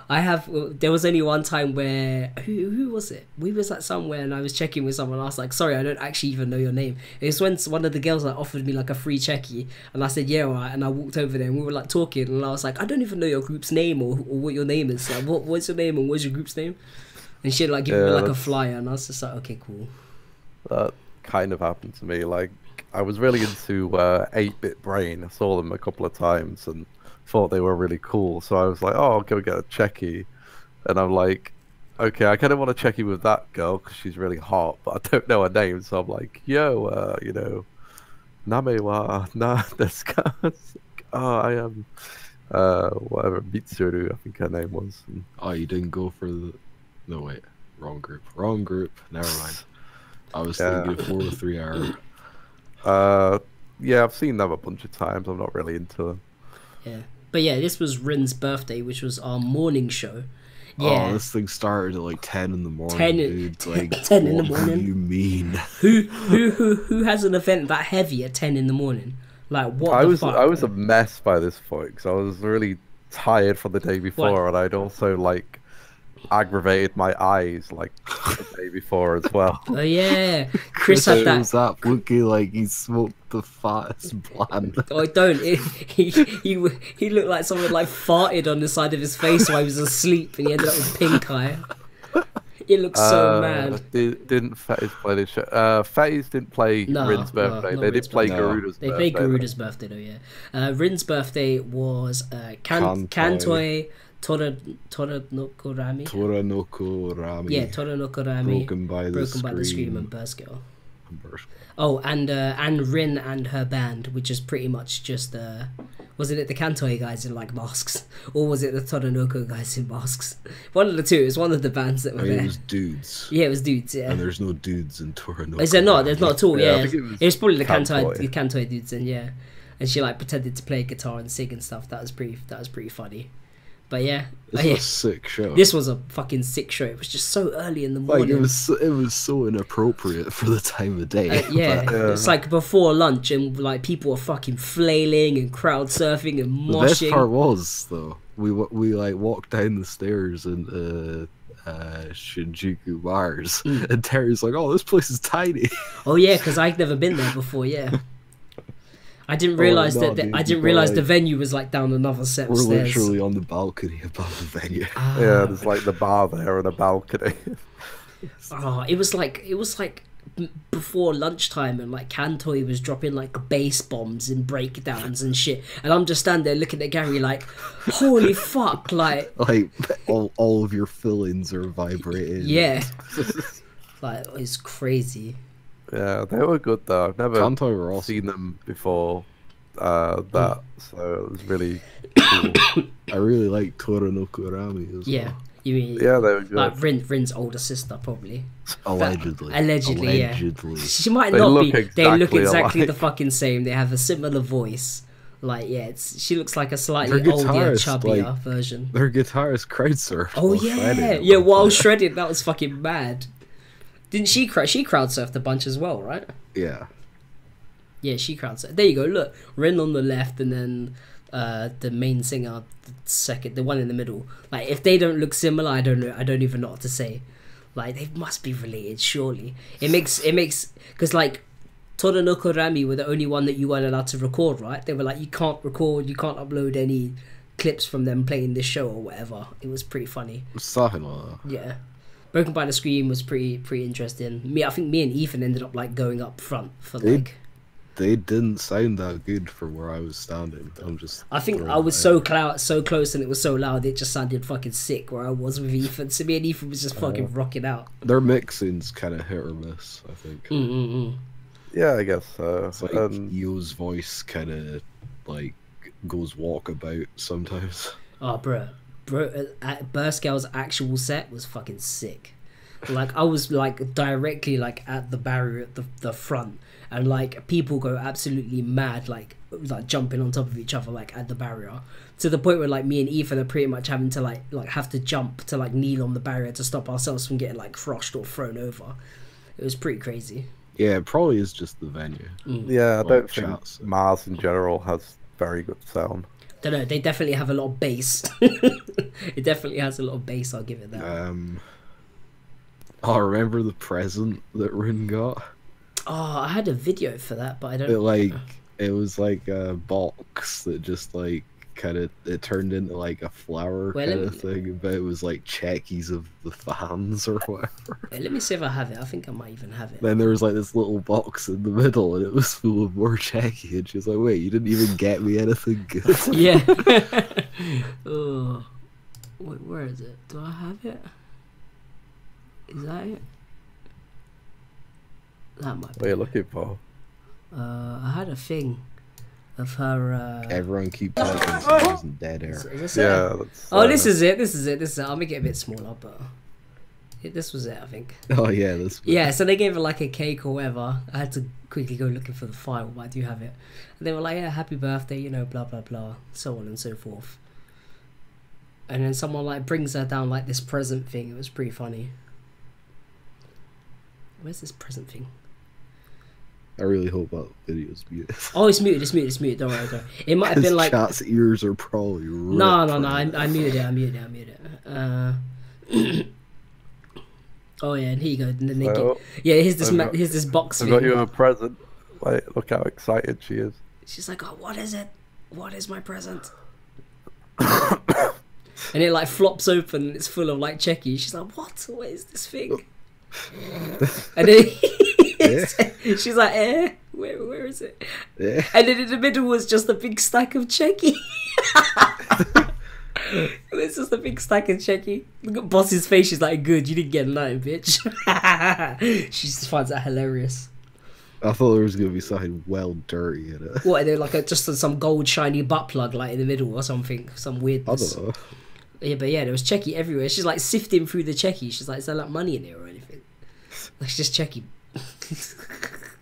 It was pretty cool, to be fair, though. Like, I mean, some fans treat Checky like currency. I know, pretty much, right? They were just giving her all the money back that they'd spent on her, pretty much. It was pretty cool, yeah. How did you store that? I guess you just refold it back up. You have to basically fold it back up again, I guess. It's super impractical. It was cool, though. It was cool. Yeah, so that was a good warm-up show, I guess. It was a good way to shake off the cobwebs in the morning, at least. Yes. So and get to Checky with Rin and Kagura and stuff. Well, so that's that not was what cool. I want. And then I ended up getting Checky with Yai from Broken by the Scream and Rin from Burst Girl, who's fucking tiny. I met her at Shibuya Cross. We're both leaning in the picture. I'm leaning in. Like, that's like, yeah. I do that automatically with Checky, like without realizing it. I'm always leading it. She was wearing like these massive platforms at Shibuya Cross, and she was still slightly shorter than me. And then she was wearing like flat Vans or whatever for this. And then I walked up to her and I was like, where did all your height go from, like, Shibuya Cross? And she was like, oh, yeah. And I was like, your cardboard cutout's bigger than you now. And she looked at it and she was like, yeah, it is. I was like, not life size. I also took the piss out of Yai because I said to Yai, what? You updated your profile thing on the website to say you were like 5'1". She was like, yeah. And I was like, oh, you fuck. I said, I'm not even like 5 foot and I'm taller than you. And she's like, it's because their old outfits, they used to wear the like platform things, and their new ones, they just wear like kind of like I don't know, more like flat type stuff now. So now she's just tiny, so it's funny. I like Gary's one with the rock fingers. I tried, dude. You got love hearts, bro. Like, I know, so right? Did you, though? So, but I got she writ the name of the song, the new song, because I said, oh, you did a new song today, blah blah blah. I was like, oh, that new song's really fucking good. She was like, yeah. I was like, what's the name of the new song? And at the time she wrote it down and told me how to say it. It's like Geshiki or something like. But she like wrote it down. Geshiki. It says it on the checky. But she like wrote it down. She was like, what do you think of it? I was like, yeah, it's good. It's good. It's really like deceiving because it starts off as if it's like a sort of like dancey, sort of like kind of like EDM-y type style song. Kind of like a Kantai. Yeah, with some wub-wubs, and then it gets like really balls heavy like towards the end, and then it goes all like iDOL-y right at the end. And you're like, what the fuck is this song doing? But it's really good. Yeah, it was good stuff. Mm-hmm. So, but yeah, what was it? Lunch, and then. Oh yeah, we hit up. What do we actually do for lunch? We hit up Burger King, bro. We hit up Burger King because I took some They don't need to hear about this. We don't need to dissect Burger King. I should have put all the my friend pictures in for a laugh. But I forgot about that. But if anyone follows us on Twitter, you've noticed that we was all taking creep shots of each other and saying like my friend or. I got a couple of good ones. Yeah. I got one of like Jack and infiltrating. Yeah, I got one. Yeah, I was like, sorry, dude. We're like my new friend. And he's like, yeah, he found it funny. I was like, I was inviting anyone that they wanted to get involved with that and just do it. It was pretty funny. Rude was basically asking you to do it. Well, she did it once, and then the time at Lounge Neo, I think she was trying to get me to do it as well, but I didn't want to because I didn't want to whip out my camera and start taking photos of her. Creep shots. Yeah, of the iDOL. But she looked at me and like she'd already been talking about it with me, so like I kind of gathered that she might have thought that I was gonna. But I was like, I'm not gonna do it. It's too weird. The worst thing was then the Japanese fans started doing it, so I was just like, wait, what? It just started as something we did to like pop ourselves and just like make ourselves laugh. And then, like, the Japanese fans kind of understood the joke, so they were, like, getting in on it. Yeah, they were getting in on it as well, yeah. Like, Mel and Batake are, like, talking about it. Yeah, and I was like, instead of, like, my friend, we was like, Boku no Tomodachi, and stuff like that. Oh, fuck. But yeah, after this show, on the same day, we went literally from Rin, from Burst Girl's birthday, to Komachi from Surizuri's birthday. This is pretty much the only picture I have of this event because Surizuri is like you don't get anything from it. It's pretty much just the picture, unfortunately. But yeah, this show was fucking sick. Yeah, this is like in the middle of nowhere. Yeah, where's this Nishi Ifuku? Ifuku or something. Yeah, Nishi. I think it was pronounced differently than it looked, but it was Ifuku. I don't know. Something like that. I don't know. I managed to get us off at the wrong station because there's instead of going to Nishi Ifuku, we just went to Ifuku. So he was like, "Well, fuck you, Garry. We need to go to the right one." It was only like a 20-minute walk. Oh yeah. Didn't we just go back in and go on the train? Yeah, we did. Yeah, It could have been a 20. Do you know what the worst thing was? We literally got out of the barrier and Garry went, "Yeah, this is the wrong one." But luckily the venue was like directly outside. It cost us train all station. like £1. Yeah. So we kind of got there, and then you literally walked out of the station. The venue was right there. Yeah. It was like down the steps or something. And there was all these like kind of well-to-do people walking past in the street, wondering what us, like all of us rough-looking Wota were doing, like loitering outside the venue. Heck yeah, because there's like a combini right next door, so everyone's gone in there. We went to go get like drinks and stuff and sit outside. And then we wasn't sure if like pre-sales was open, so I was like, oh fuck, alright, quick. So I quickly like just turned and asked one of the dudes like, is pre-sales open? Can we go do pre-sales? And he's like, yeah. So I was like, alright boys, let's fucking go. So like we ended up going down, and I don't really remember what I bought. The guy with Komachi's birthday t-shirt came over, didn't he? Yeah, he's like, oh, that must be that. It was Gaijin I talked to. And he was like, oh, Teddy-san. I was like, yeah.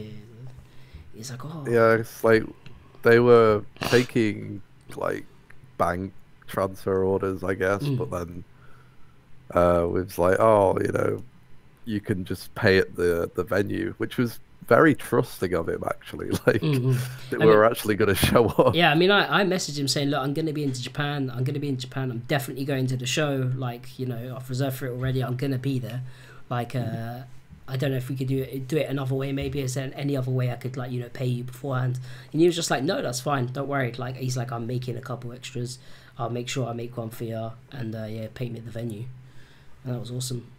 Yeah, he come up and we just paid, and we got like some extra checky and stuff.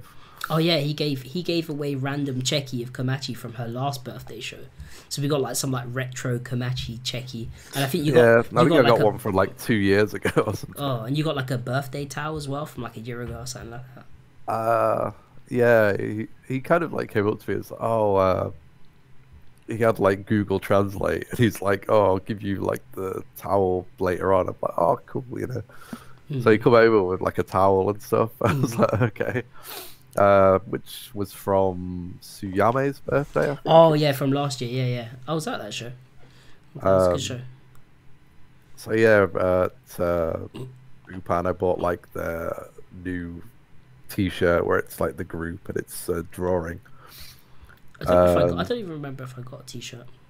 Yeah, I also bought the little autograph book. They do these. It's like 500 yen. It's just like a book of blank pages with like a sorry symbol on it, but you can like go up to them before the show and they'll sign it, and you can talk to them for like a few minutes. Yeah, if you have the book, you get like a little precedent thing where you can go and just chat to them for a bit and get signatures and stuff. You only have That's to pay cool. like once for it as well. Like at every show you can like talk to them and they'll sign it and stuff. That's pretty cool. They're like sign up and date it or something like that. Anyway, as for the live was fucking sick. There was a lot of emotions going on with a lot of the fans. Komachi's like T.O., I suppose, or like her biggest fan. The dude who like cuts his hair and pretty much like looks like a middle-aged version of her, I guess. He's like crying and like moshing, and everyone was like throwing him to the front for her, and oh bless him.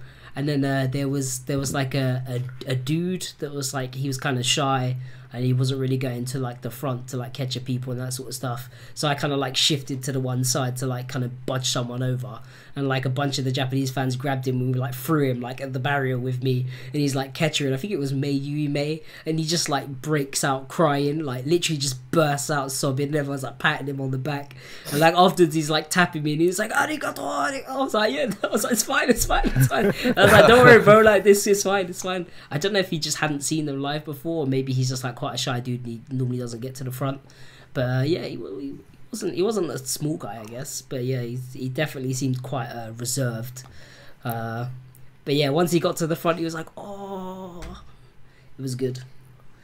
But yeah, I ended up with like Shadari like stood like directly over me for like the majority of the fucking show, like off the speaker. So I was like staring directly up her. I was like, Jesus Christ, this is intense. It's like screaming in my fucking face, and I'm like screaming along with like some of the songs of the words that I do know. They're pretty intense on stage. They really like going for it. Oh, they really do go for it, yeah. Then they mellowed it out a little bit and did an acoustic version of Minimal Rondo. Yeah, so May Yui May played acoustic guitar for Komachi to sing an acoustic version of Minimal Rondo. It was so cute. It was super cute. It sounded really good as well. Like I was hoping it was going to be on that CD that they gave everyone for reserving. Someone said, too bad the fans aren't as enthusiastic. What do you mean? Surizuri fans are hella enthusiastic. Well, at least they were at this live anyway. I mean, the fans who are there are enthusiastic. Yeah, there was just not that many of people. Not that many people there, I guess. yeah. Well, everyone in the picture, I'd say there's like, I don't know, like 100 maybe. Maybe 100 people. Yeah, maybe 100 people. But yeah, the fans are super enthusiastic, man. Surizuri don't really have the most fans though. No, like I think a lot of people bailed to KTA, in all honesty. Yeah, like but KTA and Zenkimi are much more popular. Yeah, Zenkimi's fans are fucking. I think Zenkimi have the wildest fans out of all three of them. Like, I mean, to Poliosis's point, where he says that the crowd was pretty dead at the Surizuri One Man last year. I went to a KTA show this year where the crowd was really dead too. So yeah. I don't know. It's like pretty much exactly as takes has just described. Yeah, it takes a certain part of the crowd to do it and get everyone else to get into it. So like at Zenkimi, the Halloween show, their manager guy came out. And he's pretty much like no lift, no mosh, no this, no that, and literally the song opened up with the Zenbu Kimi no Seida, blah blah blah, and as soon as they did that, lift was immediately everyone got lifted, like, and it was literally like people were lifted from the outset, people were moshing. It's a shame Zeng isn't in chat right now. If Zeng was here, he could tell you he was down in the pit bit, and I make sure I wasn't down there because like that shit was rough. Like the Zenkimi fans will literally play like Rock'em Sock'em Robots with each other. If two of them get lifted for the same chick, they're fighting in midair. They're fighting in mid-air, like if one of them gets in front of the other, like, and then like the moshing and stuff like that happens, it just gets fucking wild. And I was just like, and at KTA's finale, there was a bunch of them from that show there. So like, I would say Kodomo's fans, that there's definitely a wilder set and like a more mellowed out set. And it depends who shows up for the shows. But at least that's what I've seen. It's like KTA's like tour finale was mad because I think all the Kodomo lot showed up. There was like Zenkimi fans, KTA fans, Surizuri fans. Question from chat: is there much singing in the crowd at lives? It doesn't seem like it from videos I've seen. Singing? It depends. It depends. It depends. It depends on the song. If it's like woes and stuff like that, you'll get people doing like the woe people bits. sing along to Gokite quite a bit. Yeah. Yeah. Yakiniki, Tabetai. Some groups kind of in general have like sing along parts that everyone kind of sings, but it is mostly mixes and chants.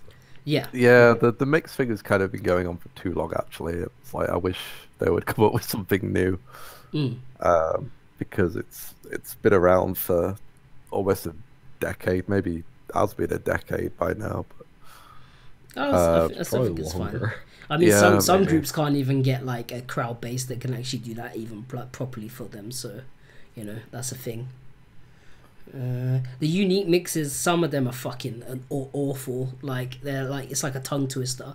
Like it just sounds like someone's reading a thesaurus really quickly, and then they go yeah at the end. And you're like, just throwing like the Jar Jar on the end doesn't suddenly make it like a decent mix.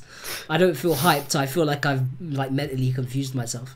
But oh yeah, we got Checky, didn't we? We didn't even talk about the coolest part of the show, bro. Did we? What was the coolest part? Kotetsu came out and did Phantom Kiss. She did do Phantom Kiss, yeah. Yeah, so that was like a debut, a pre-debut, yeah.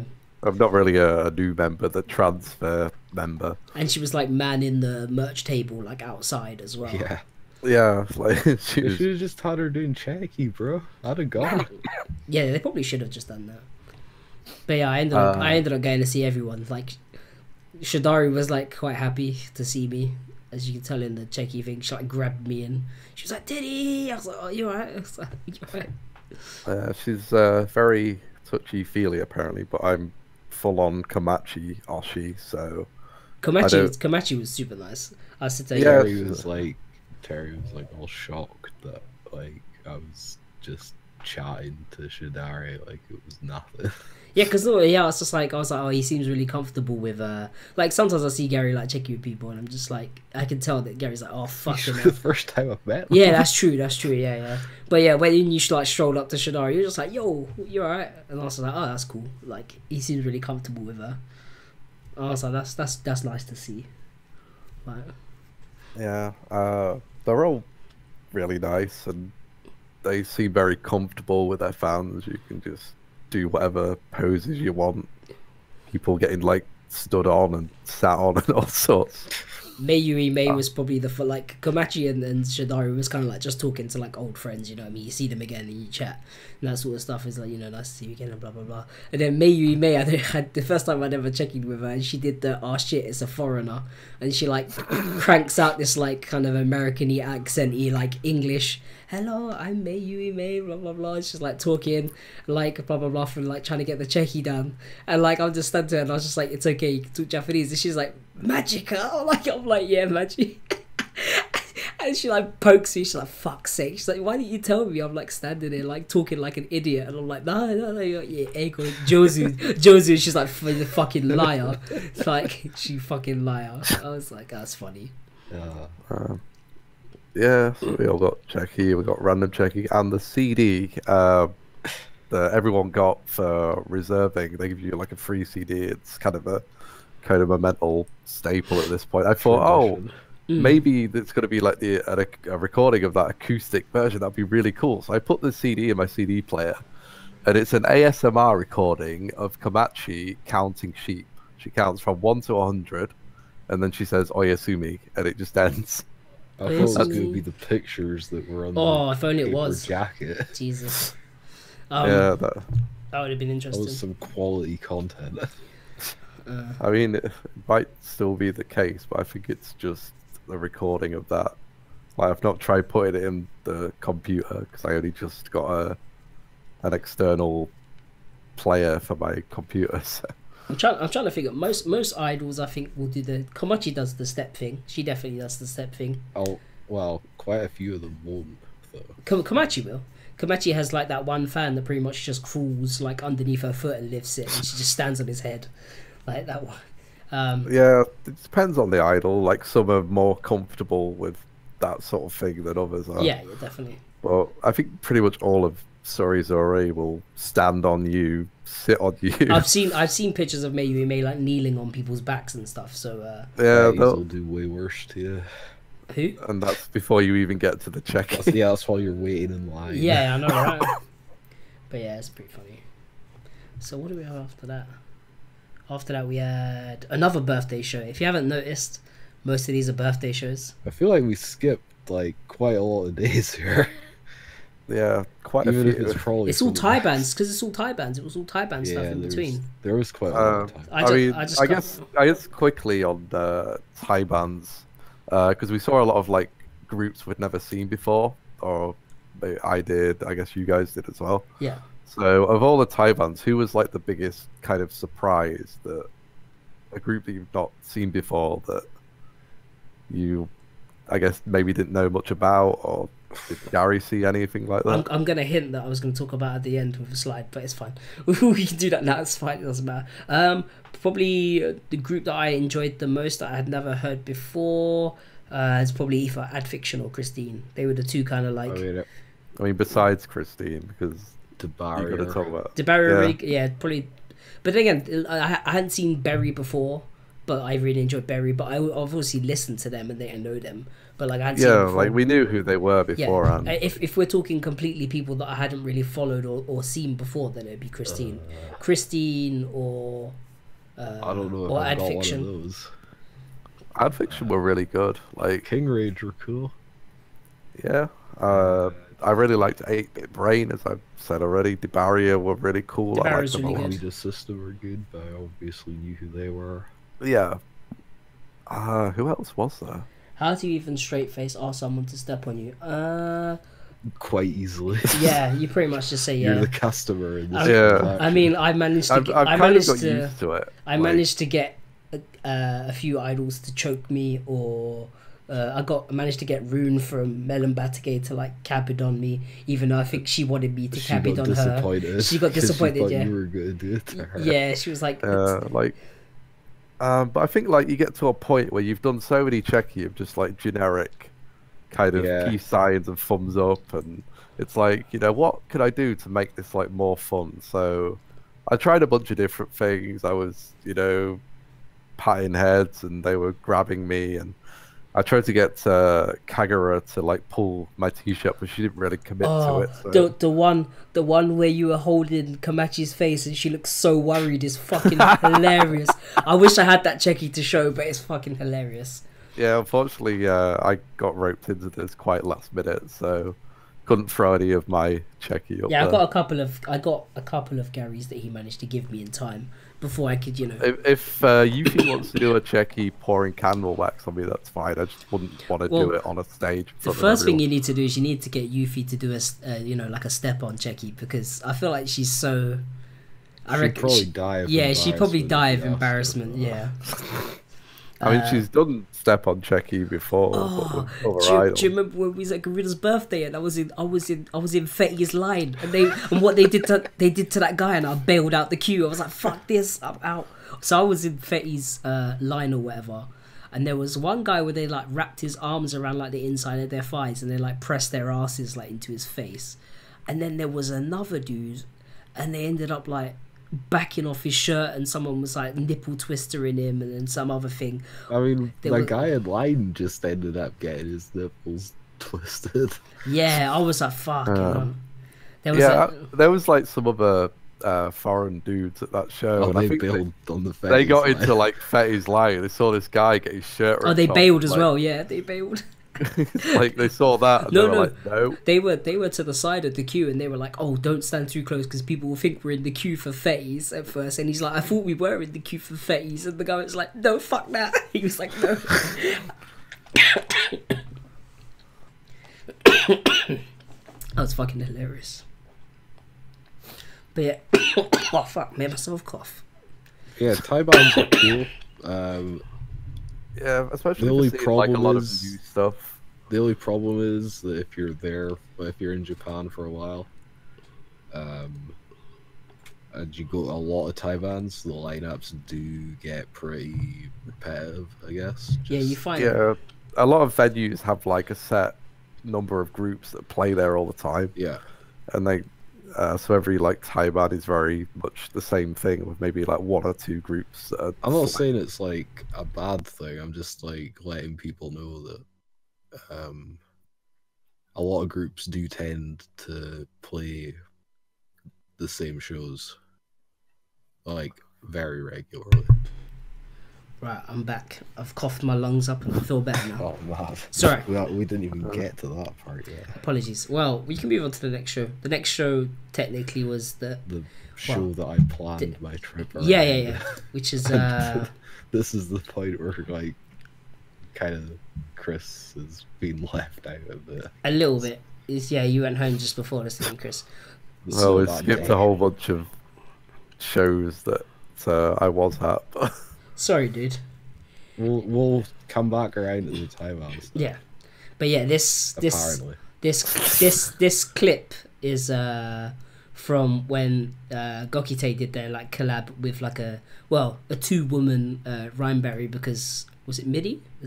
Or yeah, Midi was ill. Yeah, she was ill, and originally Icho was going to do a collab with Midi, but in the end they ended up doing was it Mirrorball? I think that was going to be the collab anyway. Yeah. But they just like got Gokite and what was left. Look at the fucking crowd for this song. It was absolutely mad. Me and Ethan are bouncing. If you see like a little blue glow stick somewhere, that's me. Like that's literally my arm in the bottom right. Yeah, like everyone else had like the massive king blades, and Marlon lent me one of the like little like blue ones. Where am I in this picture? I'm somewhere. I can see Ethan. I don't know where I am. Somewhere. But yeah, I was like, yeah, there's just like a little blue arm just fucking bouncing around in there somewhere. It was mad. But yeah, it was pretty damn good. That show was pretty damn good. My only regret was that I didn't get a chance to get a Cheki with Omochi, just because literally as I managed to get out of the queue with, was it Pedo? I think it was Pedo. Literally as I was walking over, they shot their line or whatever, like Omochi was getting up and I was walking over. She was like, oh, so we might have someone, and then they closed the line and she just kind of was like, oh, and she just kind of like sat back down. She'd been sitting down for like ages and I felt so bad. I was like, oh bless. I felt really bad. She was just kind of sitting there like twiddling with like a little board and a little pen thing. She's just sitting there just like, there's no one here. But then again, it's someone else's birthday show. I expected this. Before this show even started, remember the guy that almost like vomited on me? Oh, on the stairs, yeah. We were walking down the stairs, and there's like this guy in like a suit or whatever. He's quite a young guy. She really likes suits, so like a lot of the guys will wear like suits or whatever. Obviously, also Gokigen's like a business now, isn't it? It's like CEO type thing or whatever, incorporated. So everyone's in like business suits or whatever. Oh, I think he was in business suit, wasn't he? Shinya. Yeah, Shinya. Yeah. Shinya was in a business suit, and I said to him, "Did you come from work?" And he's like, "No, she just likes business suits." And I was like, "What?" That was funny. That was funny. But yeah, some guy comes rushing up the stairs with like vomit, like his both hands to his mouth, like just vomit, like seeping out of his fingers, and runs past us. I'm like, like, whoa. Whoa. I managed to like matrix that shit, and he ran past us. I was like, oh, thank God. I was like, someone's been hitting it a bit too hard there. Like, it hasn't even started yet. Or maybe he just had what we were about to succumb to in the following days. Maybe, that's true. What was there any idols at this show? Other idols? I can't remember. If there was anyone else. Ryan Berry. No, I meant like watching. I can't remember. I can't remember if there was, because sometimes there was like always people you just notice. I don't think so. Maybe not this one. No. Oh well. What's his face was there? The operator and Staff Sam was there. Well, Staff Sam was like. Wasn't Thingy there? What? Former idol. Oh, what's her name? Oh no, I forgot her name. You talking about Gomochi? Yeah. Oh, was that a different show? Oh no, it was this show. It was.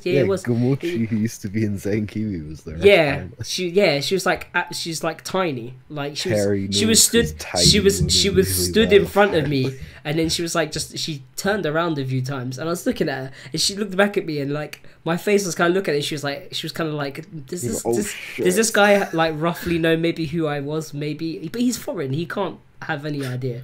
And I was kind of like looking at her going, this is definitely her. It's gotta be. Like, she looks exactly the fucking same. Just, her face was always kind of like, she looks older in the face. But, yeah, she's still cute. Which is funny. But yeah, that was a fucking good show. Oh, we got Cheki for this as well. Pow! Look at that. Managed to get that shit sorted out real quick. Hey. Who did I miss out? Oh, yeah, it's just the three of them, yeah. We both went to everyone. But I think your Cheki are from another day, right? Your Cheki was from something on the 7th. Oh, that's from the Samurai. Yeah, so that's the one from Samurai, because I couldn't get the pictures from the other one for you. Yeah, I didn't take very good pictures of the other one. Right. But yeah, and then this was from the 16th. Whatever. It's fine. And I was wearing my PlayStation jumper that I bought from Village Vanguard. And like Pero Instinct was like, oh, do you play PlayStation? What games do you play? Blah blah blah. I'm like, oh Jesus Christ. I was just like, settle down. I play on PC. She's like, my brother's got a PC and blah blah blah. I was like, oh Jesus, like fucking hell. Okay, Her brother is like a streamer or something. Yeah, she was like banging on about games and stuff that she likes. Like a proper set. I swear that she said to me she plays either PUBG or Fortnite. Or he does. Sense. One of the two. Either she really does and he does, or one of the two. And I just laughed about it. I saw people on the train playing like Fortnite on their phones and stuff. Wait, don't. When I was there, I was on a PlayStation, and then I think I think it was Alice. Alice was like, "Oh, I don't have a PlayStation. I play Switch or something." I think she has like a Switch or whatever. I was like, "Okay, cool." I was like, "Well, wearing this T-shirt's like made it very easy to have conversations." Like, I was like, "That's cool, I guess." It was like your Snoopy T-shirt as well. It's amazing how T-shirts can make lots of conversation. Oh yeah, I found that a couple of times. One of the like solo idols like favorite characters like Snoopy, to the point where she had like a Snoopy house thing at like her birthday show, and I rocked up in like a Snoopy jumper and got a check with it. She's like, "Oh, it's fucking Snoopy, that's my fucking dog." She didn't actually say that. No, but like, yeah, she was like, "Oh, Snoopy," and like her Japanese fan Yoshinori was like, "Oh, you know, she likes like, you know, Snoopy and that sort of stuff." I was like, "Oh, I came wearing the right jumper then." That was good. But yeah, this show was awesome. It was nice to see them again. Was this? They didn't announce anything at this show, right? Or did they? No, they didn't. No. Or was it? Or did they announce Pero's birthday? Yeah, that was. Yeah, they just announced Pero's birthday show, which everyone knew was gonna happen. Yeah, pretty much so. Up next was. Oh yeah, people were catching the staff son that would go on to join Operette. Oh yeah, talk about that. She was up in the gallery, the balcony bit, and everyone with a skirt on. Like, that's a very. And everyone turned around and started catching her for whatever reason, and then yeah, she ended up being like, if you were going to the merch table and looked up, you probably could see something. Yeah, you would have show me pantsu or whatever. Show me pantsu. You basically have to take over for this next one because I got sick. Oh yeah, Garry got sick. But you did actually come to this though. But you. Yeah, but I was there in body and not spirit. Body and no soul. I probably got so many people sick.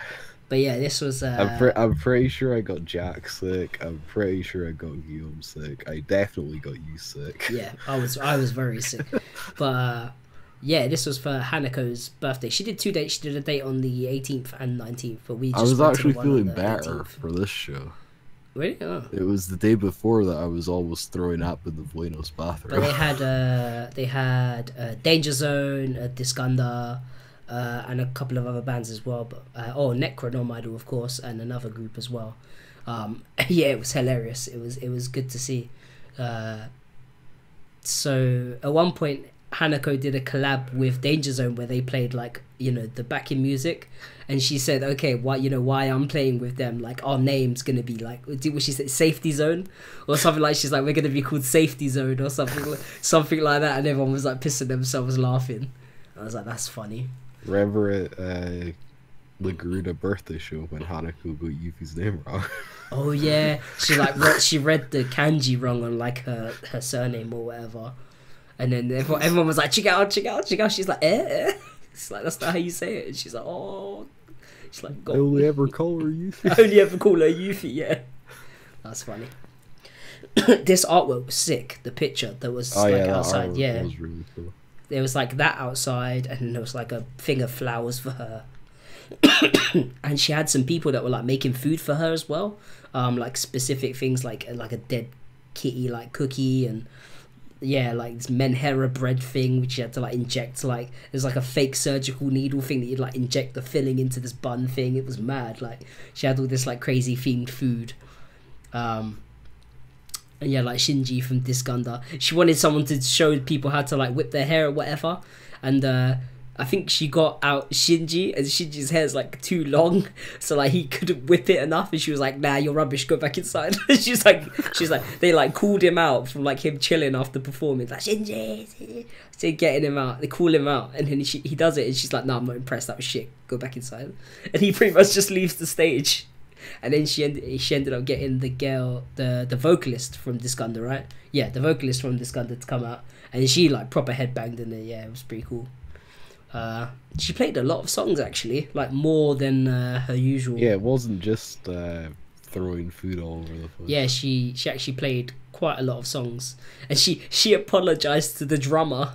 She apologized to the drummer of Danger Zone because he was doing like a double pedal thing for her, and then she was talking and the song was supposed to continue, so he was just double pedaling for ages, and she turned around and she's like, are your feet okay? She's like, I'm sorry. And he's like he's like just hammering the pedals for like ages, because like it's that the same part of the song repeated over and over and over again. And like it was funny that she even thought to be like that considerate. She's Hanako's actually really, really nice when she's not being horrible, if that makes sense. Like people were like, oh, you know, not that she doesn't like foreigners, but you know, they're like she's awkward or interactions a bit weird. Not for me. No, she's actually been one of the easier idols to chill with and talk. Yeah, she was really nice when I got cheeky with her. Yeah, like her birthday thing, I like strolled up to. I was with. Probably because I didn't almost break her camera. Oh, don't know. I'll talk about that. So I was with Jack and we went up to the Bupan table, like the pre-sale table, to get like checky and buy some CDs and stuff. And she like sees me and she's like, oh, Ramen should have kissed and hello, blah blah blah. And we're chatting, and I managed to, you know, get all the bits and bobs, and then like Jack walks up, bless him, and I was just like, I was like, Jack will be fine. Just to cut you off there. Yeah, go on.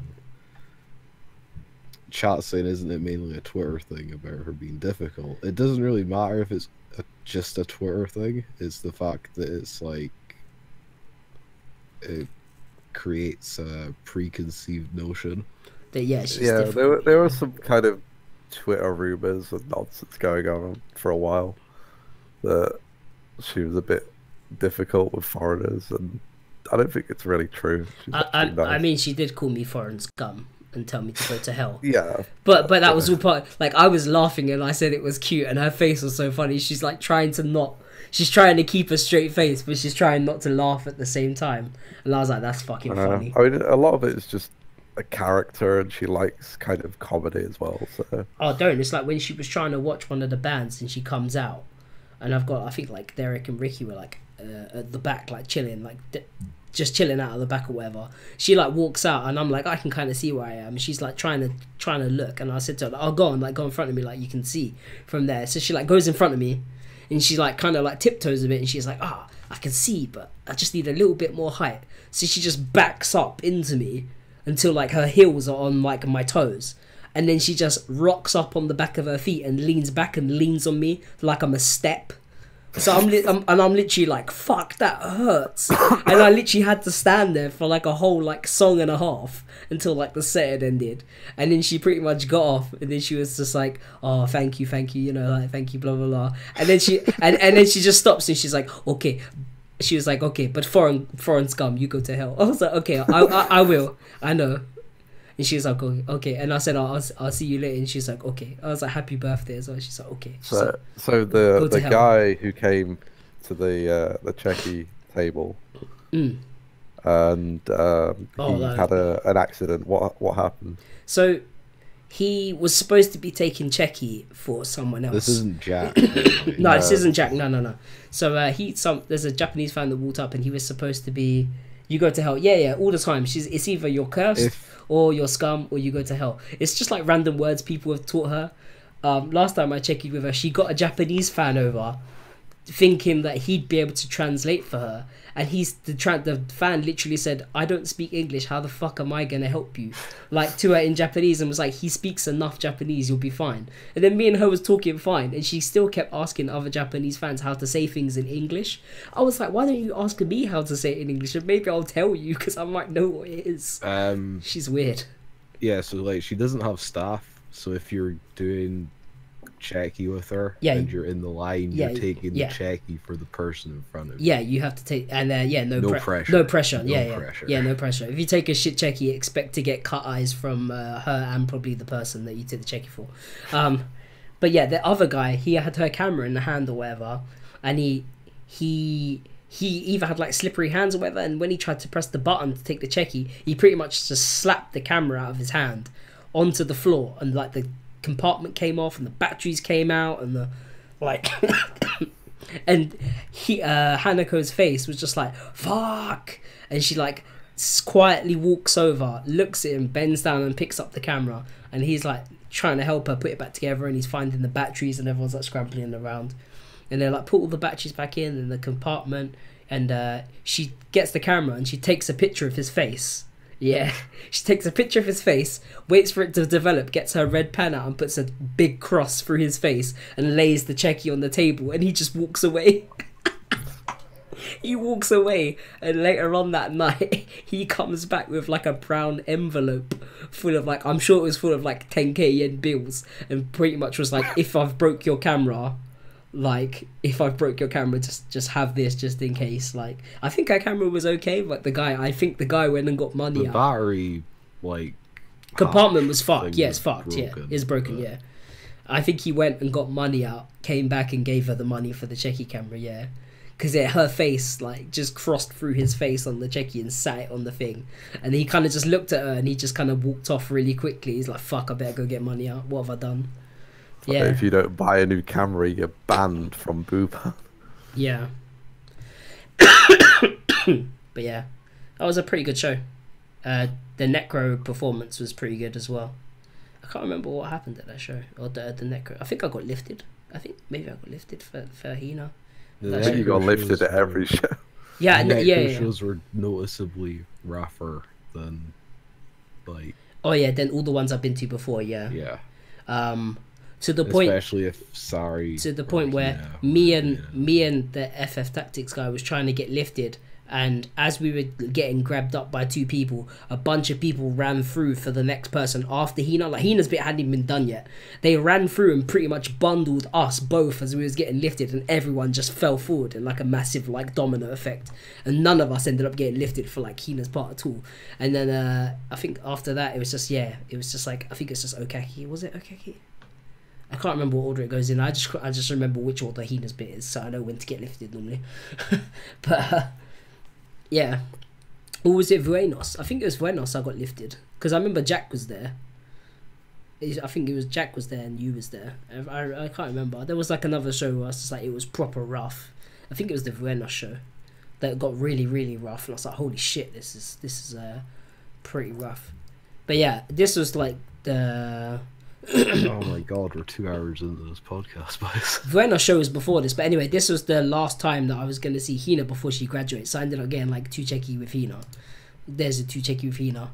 One of quite a nice one with some smudged writing from some emotional stuff that happened. Yeah, I'm not gonna get into it, but it was some emotional stuff between the two of us. It was. I'm not gonna forget. It was nice. She said some things that meant a lot to me, so I'm gonna keep it that way. And the second one was the one of us kind of like we've only got an hour. Yeah.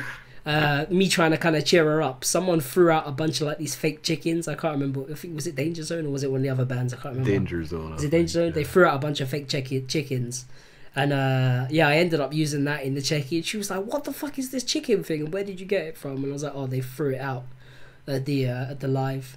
So we ended up like holding the chicken, and like that was my face still doesn't look much happier, but I was trying to cheer myself up. but it was funny. It was funny. Terry's a broken man. Oh yeah, I wasn't. I think after that point, I don't even think I was in like Hanako's line. And Hina didn't have any cue, and I was like, we've pretty much said everything we need to say to each other, and like we kept like meeting eyes, and I was like, oh, I've still got like checky tickets, I could go see her again, but like I don't really like wanna have to do what we just did again. Like it was kind of like, yeah, let's not open wounds that are already like just been opened. Let's just knock it on the head. And I was like, I still follow you on Twitter and that sort of stuff, so whatever. And I was like, oh, fuck this, like, I'm not standing here like this. This is just too awkward. I need to go and, like, cry into my beef bowl and, like, drink a strong zero or whatever. So I ended up I'm like, sorry, Hanako, I need to go. And I ended up cutting early and went home. So I didn't get a checky with Hanako on her birthday, which makes me an evil man. But I'm sure that Hanako understood, considering, like, Hina was, like, my Oshi. And also Hanako's Oshi as well, funnily enough. So I'm sure she understands. What's up next? What do we have next? Melon Batake. Oh yeah, Melon Batake. Oh god, are we allowed to talk about this with Kris here? Yeah, I'm Speaking sure. Speaking of open up wounds. Sorry, bro. I've got the clip at the bottom right from this was like a reservation bonus. Yeah, from Shibuya Lounge Neo. Yeah, it's like 20 seconds or whatever of like film or whatever. Like Rune's just a bit spazzed out. She's like Peanutsu or whatever because of I was wearing that yellow jumper. I think, or was it the pink one? I can't remember, one or two. But yeah, it was pretty funny. She still had her blonde hair then. She went back to like black like for before the one man. I was like, why? I like the blonde. Nakamura's knee is much better, but she still has to wear the Oh yeah, she's had the surgery. To be honest, I don't ever want to see her not without that knee brace while she's doing a live, because she still climbs on things. Like yeah, she's like still crowd I'll surfing. climb on the speaker stack. Yeah, I'll climb on this speaker stack or this other thing, or I'll just get lifted and thrown through the air during like the one man. Like they do not, like she does not. It doesn't stop her. Put it that way. I also look like the Hamburglar in that crowd photo where I've got like the beanie on. I'm like, I'm here to steal your burgers. But yeah, it was like 2 days of Melon Batake. We had was it the 19th? 19th and 20th. Yeah. It could have been 3. But... Yeah, we missed that one. But, you know. But yeah, that was cool. So it was the one man first, right? One man on the 19th, yeah. Which had... Yeah, so that was Shinjuku Loft, and they did like the pre-show kind of party thing in the bar before the venue opened. Yeah. It was basically like a talk event. Nakamura became human again. Apparently, she's been a car for a while. Oh yeah, she graduated from a motor vehicle or something like that, and now she's become a human again. I'm guessing that's a wheelchair joke. Yeah. Because didn't she say she wanted to be completely free of the wheelchair by the one man? That was her thing. No, she said she wanted the knee brace off by the one man.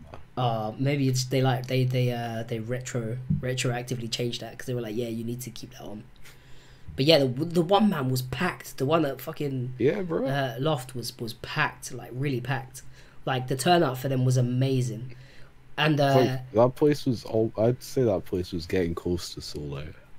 Mate, how much rowdier was it than expected? It was pretty rowdy. Yeah, it got rowdy. Like they've got a few new songs that get pretty rowdy. Like is it Train? Yeah, Train, and the other one where they go what?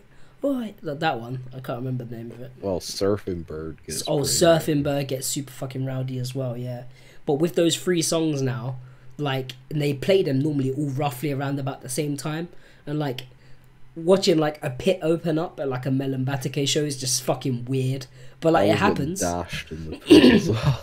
I know, right? Almost ended up falling over.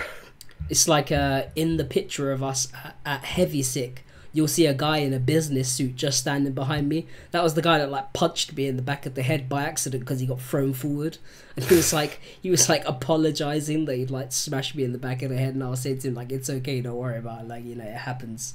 And at like Heavy Sick, the stage is so kind of like low, I guess. We've skipped the one man, dude. Well, here's the one man, you know.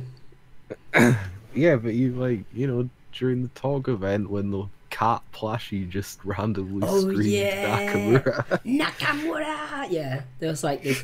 It was a cat plushie thing, and it like you can see it in the picture there. It was runes, I guess. Yeah, it's like runes. You can speak to it, and it'll like repeat it. Yeah, like whatever. Pitches it up and speaks it back. But when they left it sitting on the table. When they left, and their manager guy was supposed to still be talking or whatever. He was doing like an MC or whatever, and then this cat thing just randomly screams Nakamura's name. I think as they left, one of the fans screamed Nakamura, and it picked it up. But because it was so quiet, it was recording the quiet. So then once it had actually done recording, the guy went to talk, and then the cat went Nakamura. And he didn't understand what it was doing, so every time he spoke, it kept recording him and talking back to him, and he's like, what the fuck, how'd you get rid of this thing? Didn't he Nakamura-san, please come and Rune, come and take your toy back. Come and take your toy back. Oh, that was funny. Oh yeah, and like we all got food and stuff. Oh yeah, Oh, that giant omelette rice was such a mistake. Oh, I fucking loved it. I loved it, but yeah, it was I was so still big. kind of sick. It was So huge. I was like, that omelette rice had no business being that big.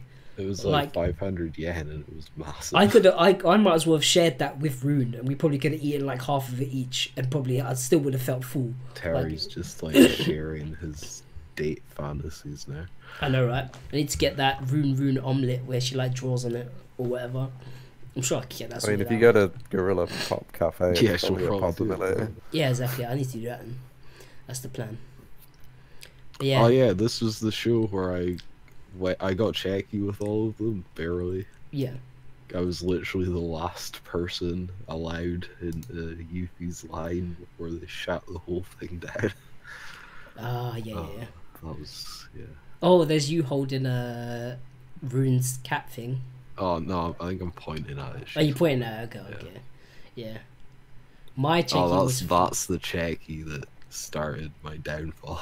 Oh yeah, because you got... That's funny.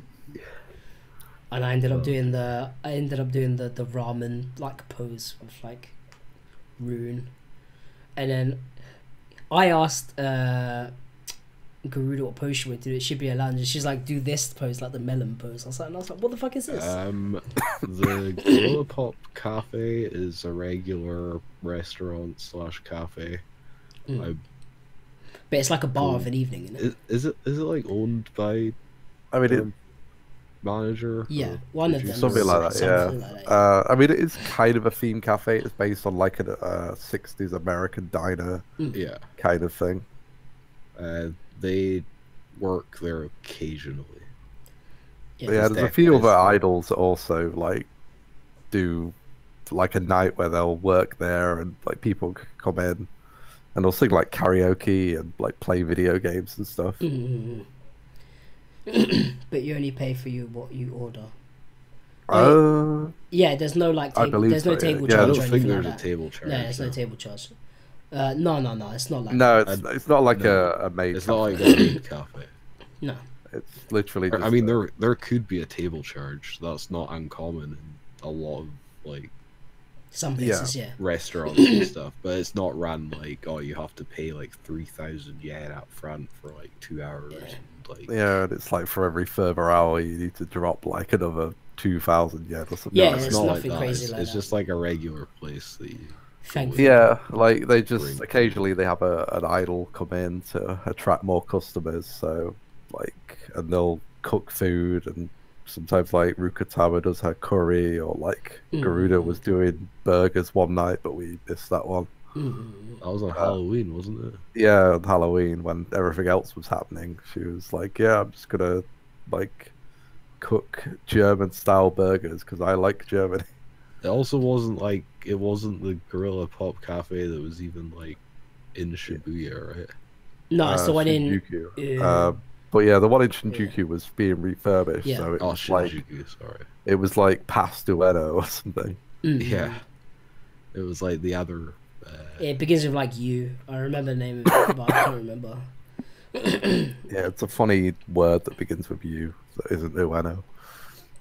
But yeah, so that show was billed as one man, but they had guests like Abandoned and Lily Kayona and Nanchante Idol. Something like that. Nanchante Idol, something like that. So it wasn't. Ugui-san. Yeah, that's the one. That funny word. So yeah, this was billed as a one man, except it wasn't really a one man. But I liked the way they did it. It was cool. It was cool.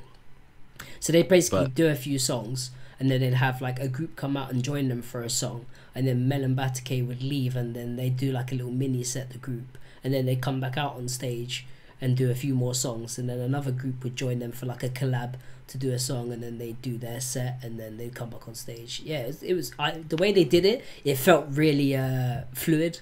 Like it felt really the way it worked really well. It didn't feel like you were ever not. It didn't ever feel like it was like too disjointed. It wasn't like stop start.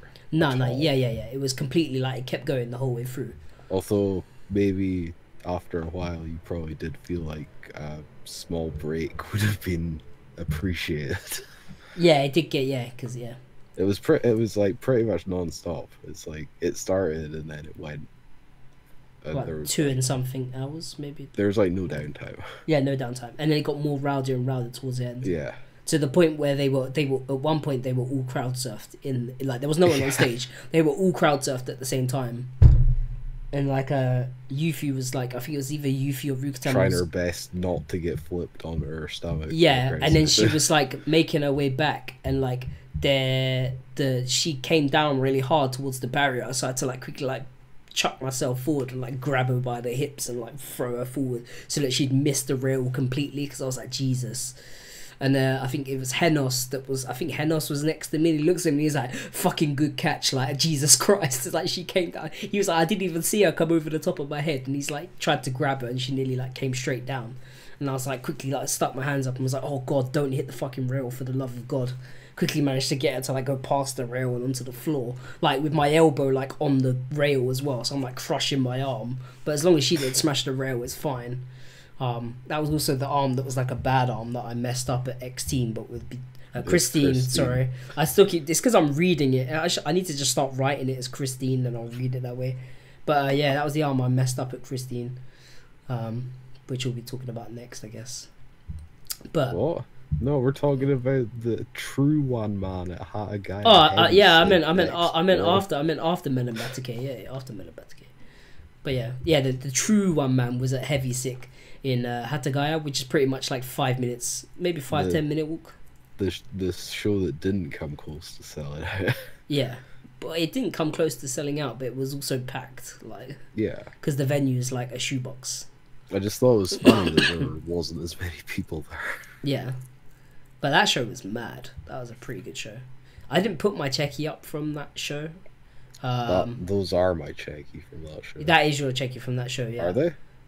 Yours, yeah, 20th, look. Yeah.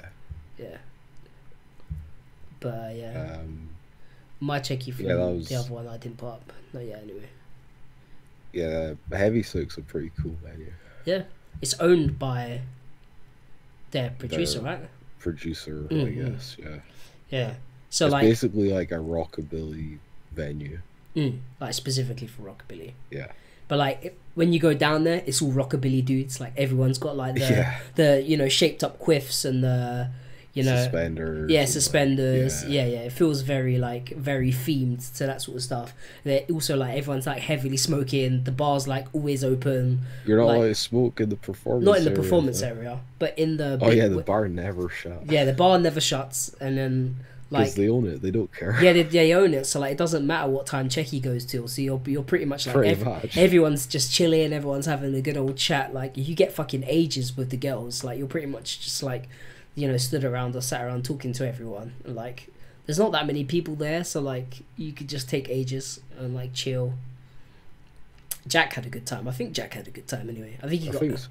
Because he had to leave like a couple of songs into the Menobatake thing, right? Yeah, into the actual one man. He left after Abandon was finished because he was going to see Abandoned. Oh, he stuck around a bit longer. Did he? And then he went to go see Abandoned at the next thing. Marble. Yeah, Marble. Yeah, but he also came to the true one man, didn't he? And he stayed for the whole thing. So that was really nice. It was kind of like we lost Kris, but we gained Jack. I guess kind of. It was kind of weird that way. Jack's a bit more like I've been replaced. Well, I don't know. Jack's a bit more reserved than Kris. Like I didn't hear any obscenities or filthy jokes from Jack. But obviously he doesn't probably know us that well, or he's not that type of dude. I don't know. But he was really nice to meet. He was cool to hang out with. It's always nice to have people in Japan. There's a bunch of people that we hung out with. Go all the way around the world and you still bump into a Scottish person. Typical. Standard. Way more than one Scottish person, I guess. Yeah, a couple actually, yeah. So yeah, we can move on to. Oh no, dude! Like, I'm gonna tell my Bupan story. Yeah, go on, tell your Bupan story. So like, I'm next in line for Rune, and she's taking her checky next. Like, it was weird. She like basically grabbed a bunch of speakers and like walled herself into this like corner of the stage or something. I don't know. And there was a speaker like suspended. Like one of those ones like they kind of almost curved ones. Yeah. I know. Yeah. So it's like hanging there, and like she's having like the fans sit on the floor with her, like basically underneath it. And like every time the fans get up, like they're kind of, I don't know what he is. Is he their manager? I guess. Who? That like the guy that was with Yuffie or her birthday show. He's like he's a staff dude, yeah. The staff, I guess. Yeah, maybe he's the manager. I don't know, but yeah, like he's like super kind of worried that like the fans are gonna hit their heads on this hanging speaker, right? So I'm waiting in line. The guy in front of me finishes like getting his checky and stuff. He gets up. It's fine. He didn't hit his head. Ring gets up. Crack. Down she goes.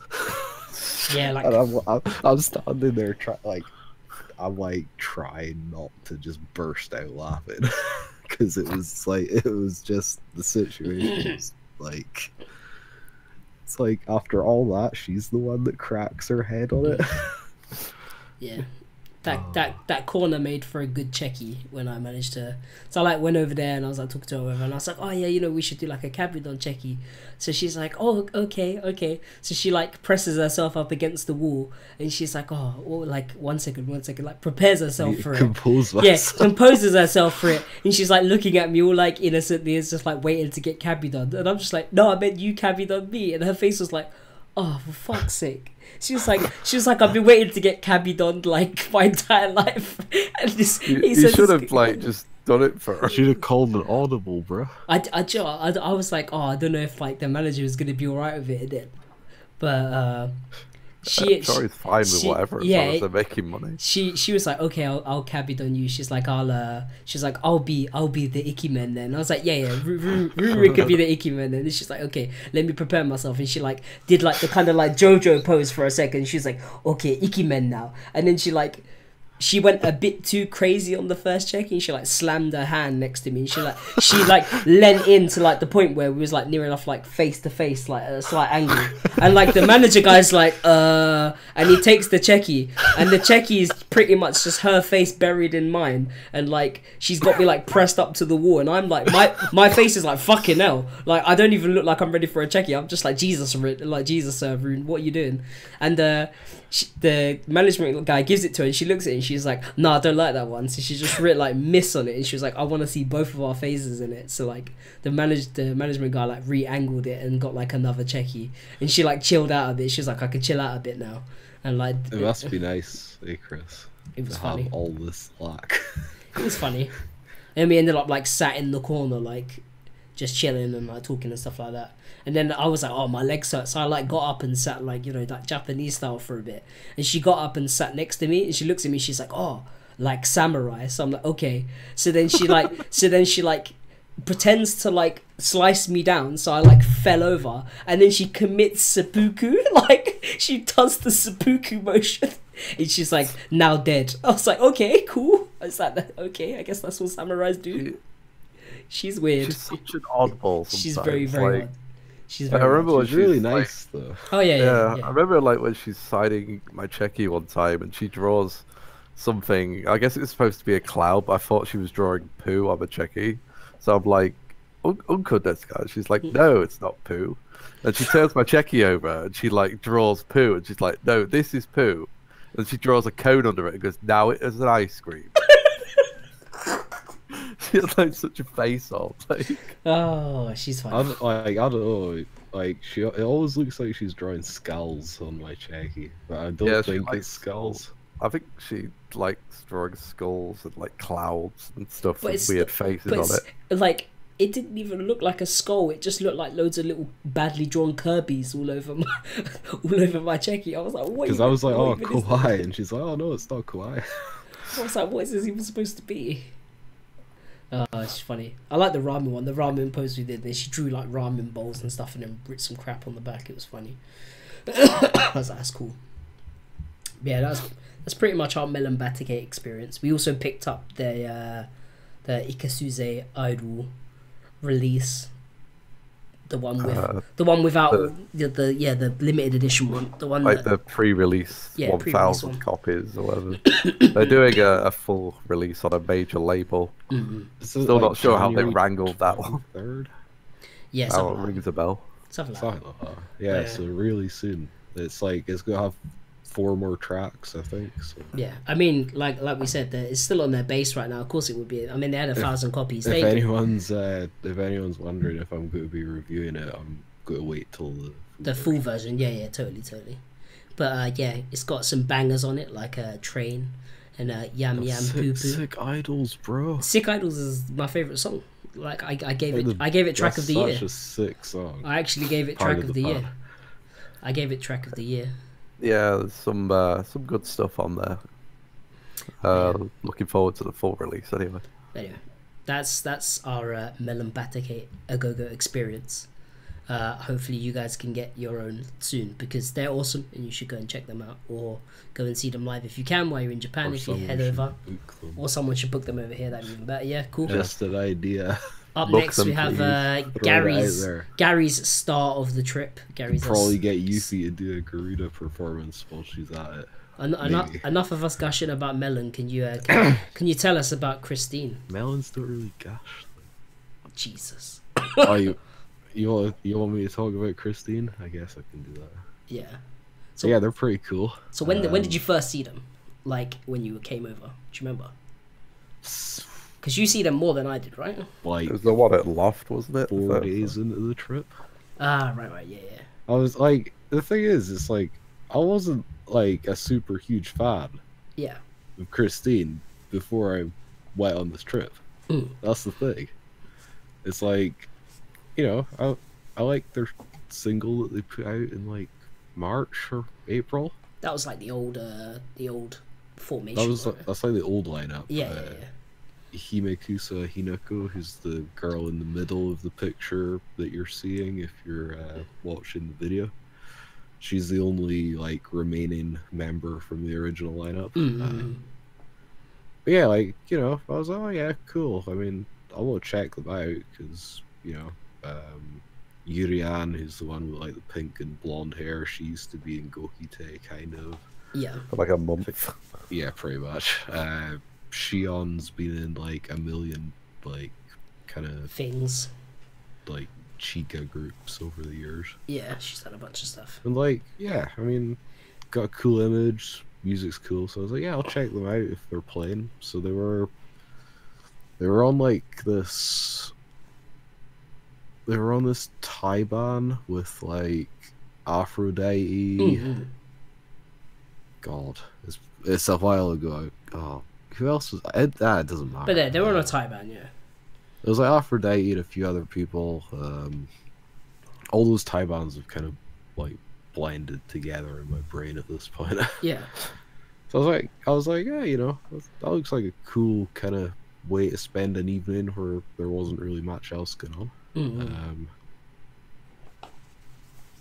Oh jeez. Yeah, okay, I'm going to ignore that comment in the chat. Just let it be known that I'm perplexed by the leaflet as well. Flyer. And we also know the. We also know who you're talking about. We also know who you're talking about. Yeah, he's So yeah, I'm like, ah, sure, Christine and Aphrodite sounds great. So yeah. I went along. Oh, well, I reserved. Actually, I should tell this part of the story as well. So I reserved like with my name in English and stuff. So that was fine. Put out a tweet being like, "Oh yeah, I'm looking forward to seeing Christine and Aphrodite tonight or whatever." And then Christine's manager tweets me.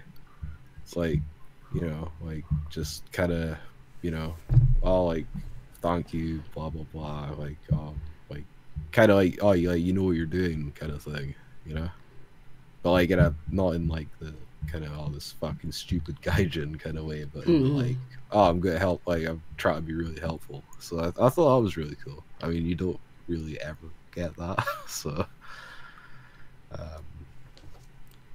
yeah. Polios has said about Kojiki. Yeah, Kojiki does Bupan for Aphrodite. Yes, he does. I'm pretty sure he mainly does Aphrodite. Yeah, pretty much every time I've seen him at Bupan, he's been there. So I've been with them for a long time, by the sound of it. Loser, they don't actually do Devil by Motorhead. That's just the song. They have like the Motorhead song like on their setlist thing. It's just they play the song, right? They just play the song like the backing music in between the songs.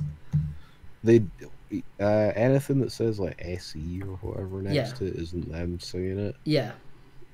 But they do have a cover of Iron Fist by Motorhead. Ah, there you go. I don't know if that's what you're talking about. Yeah, because I know a lot of the stuff on their set list normally it's like just they play other songs in between the songs that they perform. Yeah, if that makes sense. The song that they play at the end of all their sets is Helena by My Chemical Romance. Yeah, if you want to hear the Iron Fist cover, you can just buy their first CD. It's on there, isn't it? It's like the bonus track or whatever. The only issue is it's only Himikusa that's still in the group. So yeah. Yes, Devil from however. Yeah, it's just the intro. That's just like their walk on kind of thing. Yeah. But yeah, so I went to the show and they were like really awesome. I didn't get the first time I saw them, I didn't get that involved because kind of like want to see how it plays out. Yeah. I don't want to get like crowd killed or whatever because I don't really know what their crowds are like. Yeah, man, they're really cool to see live, and turns out they're all super nice to talk to as well, so that helps. I don't know, like, what else do you want from me? Like, help me, Terry. The first show I saw them at was with you at Milky Way, was it?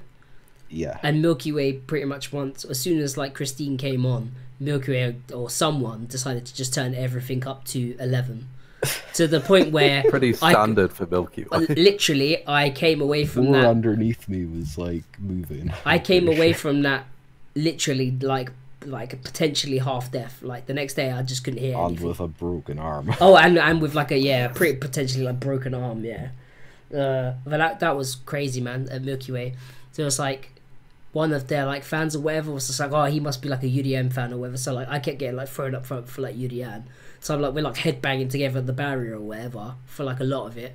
And then there's a bit where they kind of like during the choreography where they like kick or whatever, but she was still on the barrier and she did the kick and she pretty much kicked me like full force in my head, like Sparta kicked me, and my head like snapped back and I pretty much headbanged it off. I was like, I couldn't see, it was stars, but I just kept headbanging anyway.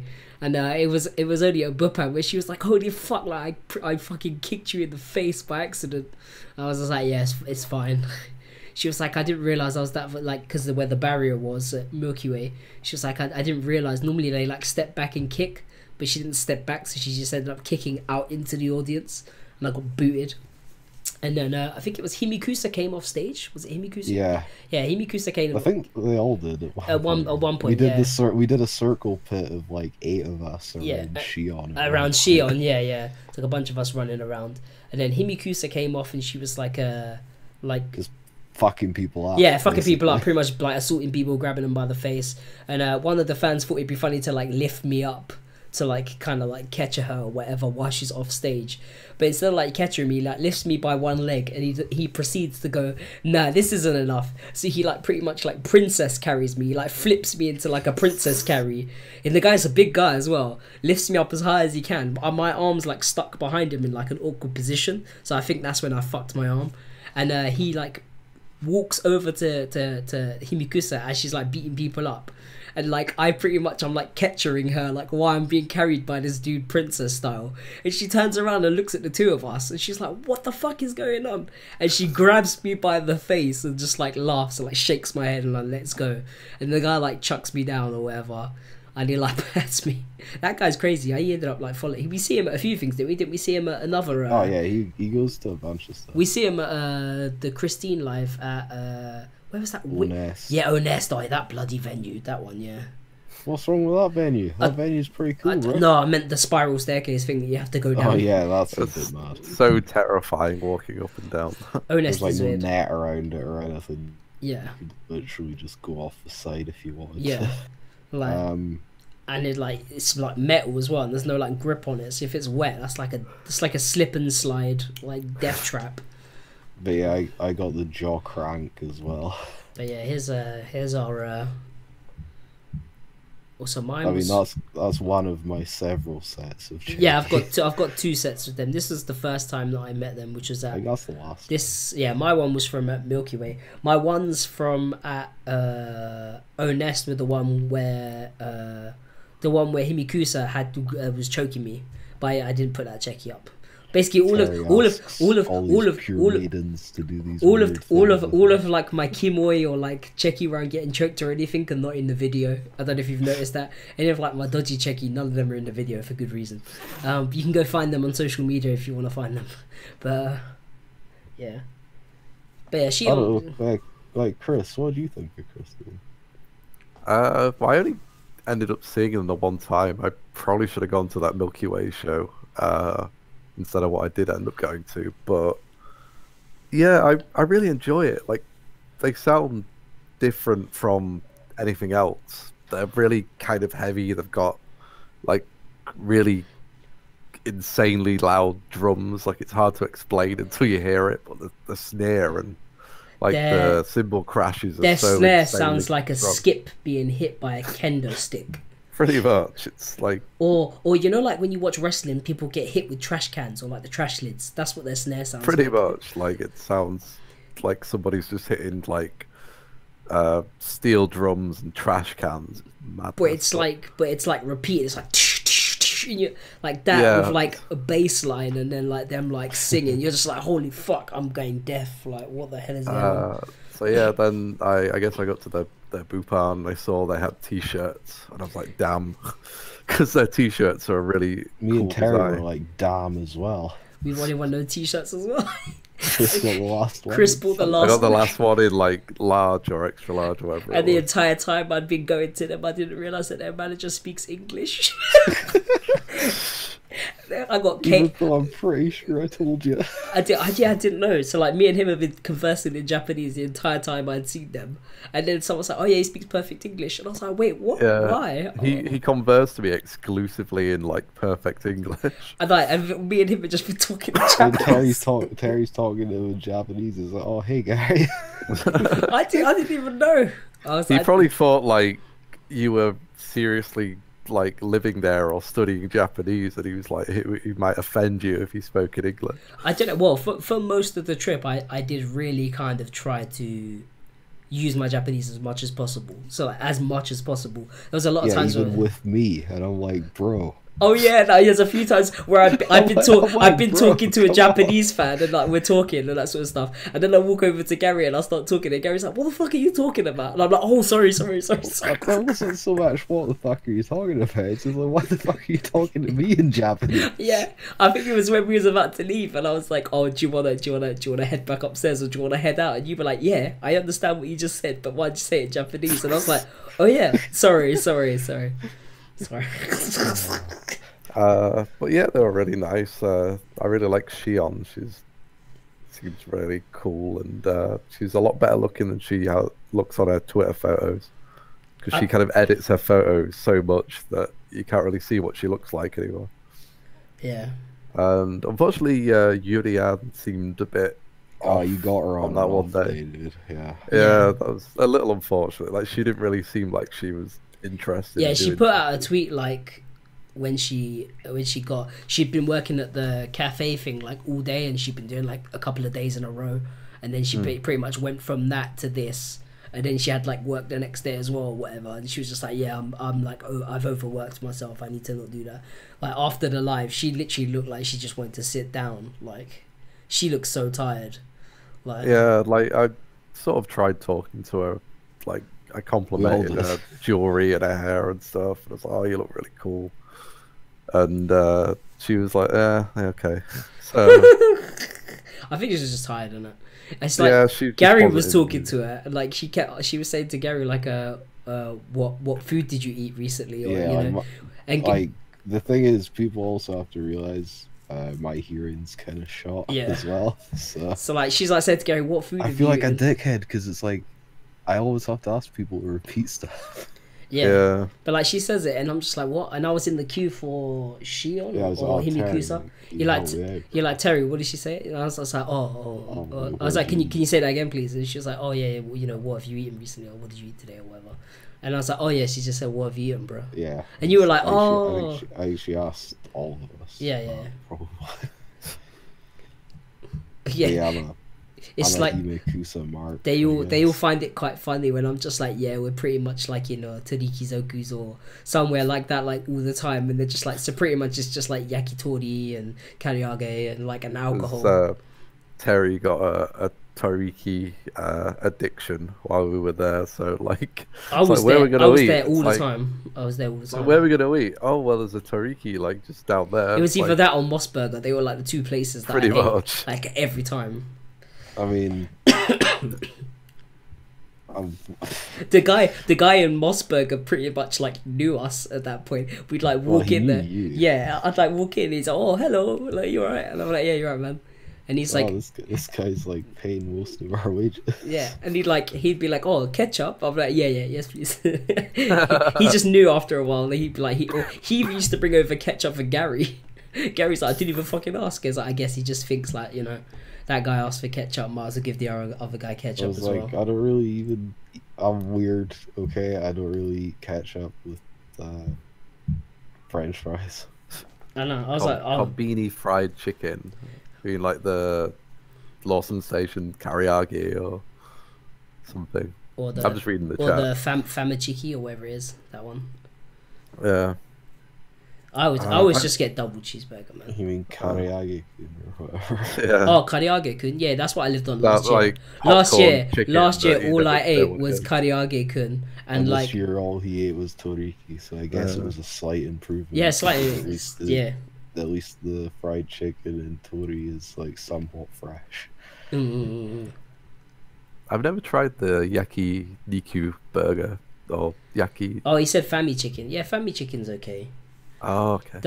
I had one of those when I was walking to Ethan's, because we went to go to like a ramen place and it was like closed for some reason. You know, like when they open up early for like, you know, like lunch or whatever, and then they close like, and then they reopen up.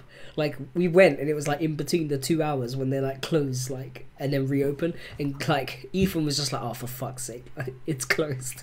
We came at the most awkward time, and like we're having to like walk past like all of those Korean cheese dog places in like Shinokubo, and like Ethan's just fucking like effing and blinding because like he hates that they're like set out onto the street and people end up like crowding, so you can't get down the street.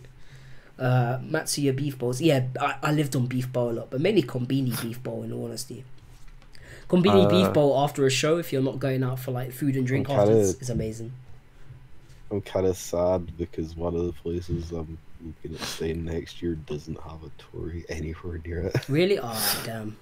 You know the place I'm talking about. Yeah, I know. The place that's like quite far from the station or whatever. Oh, no, it's not far. I mean, it's not that bad. Anyway, they don't need to hear about this. No. Spoiler alert, going back next year. Anyway. Are we still doing Christine, or are we... I think we're done. Everyone listening to this should go check out Christine. They're really, really good.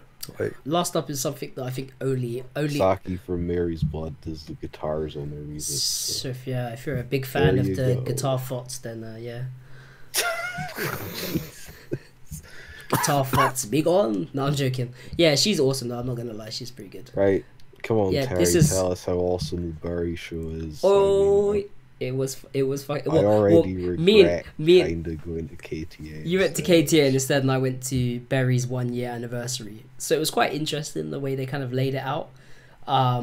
They basically did 3 sets.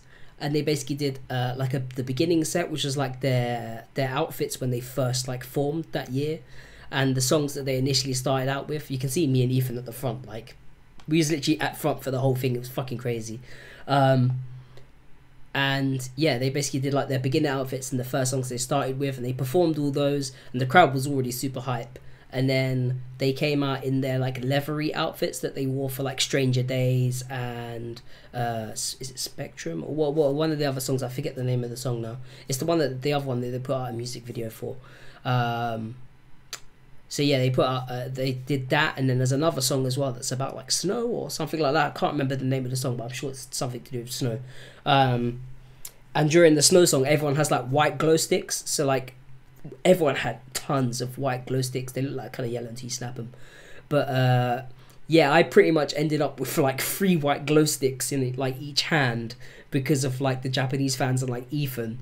And there was a pit for like this snow song, so there's pretty much me in the pit doing like an approximation of like Wolverine's finisher from like Marvel vs Capcom with these like fucking glow sticks in my hand, just for like a band. So like everyone else was like flailing around with glow sticks. It was like the most colourful like beatdown pit you've ever seen in your life. It was hilarious.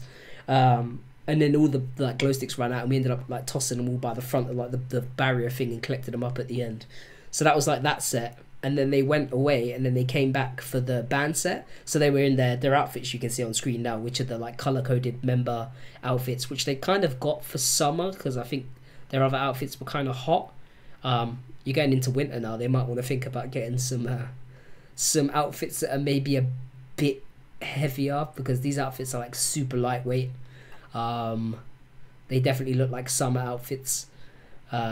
But yeah, they came out and then they played a band set with that, which was fucking awesome, and basically played all of their newer songs that they have and some of their like fan favorites and that sort of stuff. They played a song that they have, I think, is it called Attack or something like that, and during Attack essentially like it kind of cuts out and it kind of goes doof doof doof, and everyone basically runs to the back of the like venue. And then you run forward during the attack, because they do it as well, but towards you.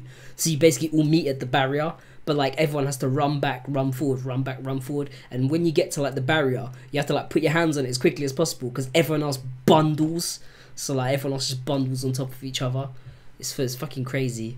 And the barrier there was quite low, so there was plenty of people like standing on it and hanging onto the ceiling, and people getting chucked up and crowd surfing, all that kind of stuff as well. It's pretty cool. Me and Ethan ended up going, and we kind of walked in, and their manager kind of spotted and was like, "Oh, Teddy-san." So I came over, and they were selling like member specific color like anniversary t-shirts, and I'd already got one reserved that their manager had already reserved for me for Shihori, who is the purple member. So he was like, "Oh, you know, here's your like Shihori t-shirt," which I'm wearing in the picture, the purple one. So I ended up wearing that, which was cool.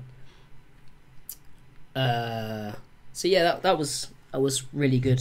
And then we kind of walked through. The main thing about the venue that I really liked was that this venue, most times you go to a place and you get like a drinks token. So obviously you have to pay like a set amount of money to get into a venue. Think of it like a venue charge.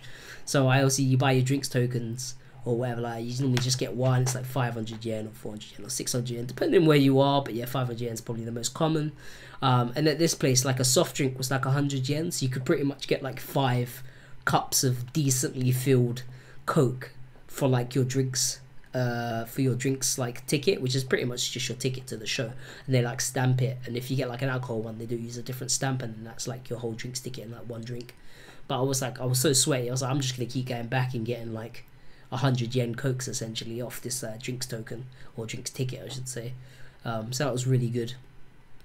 But yeah, this was an awesome show. There was a few fans there that actually watched the channel. I'd done a reaction to Berry before, and there's like quite a few of their fans actually. I think they've either studied abroad or some of the younger guys, but they have pretty good English. They'll probably watch the podcast. They might even watch this. If you did, it was really nice to meet you. Thanks for coming and saying hello, and it was really awesome to check out Berry's anniversary. I'm really glad that I could be there. It was awesome. And I ended up getting Checky, of course.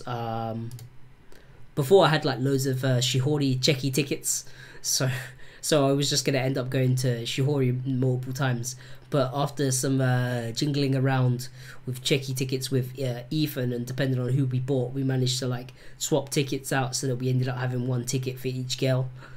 which worked out really well because, you know, I thought, you know, it's their anniversary, you know, I kind of want to go see them all. And, you know, I'd already checked with Shihori and Sayaka before, like a Thai band when we first met, but I didn't have any more money on me that night, so I didn't actually get a chance to check with Iroha, the green member.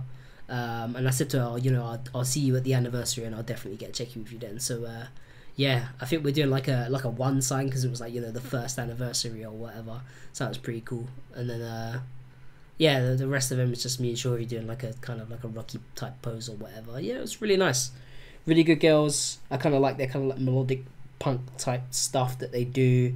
Some stuff sounds a bit new metal-y. They got a few songs that kind of sound a bit new metal-y, I guess, and then the rest of it's kind of just like punk.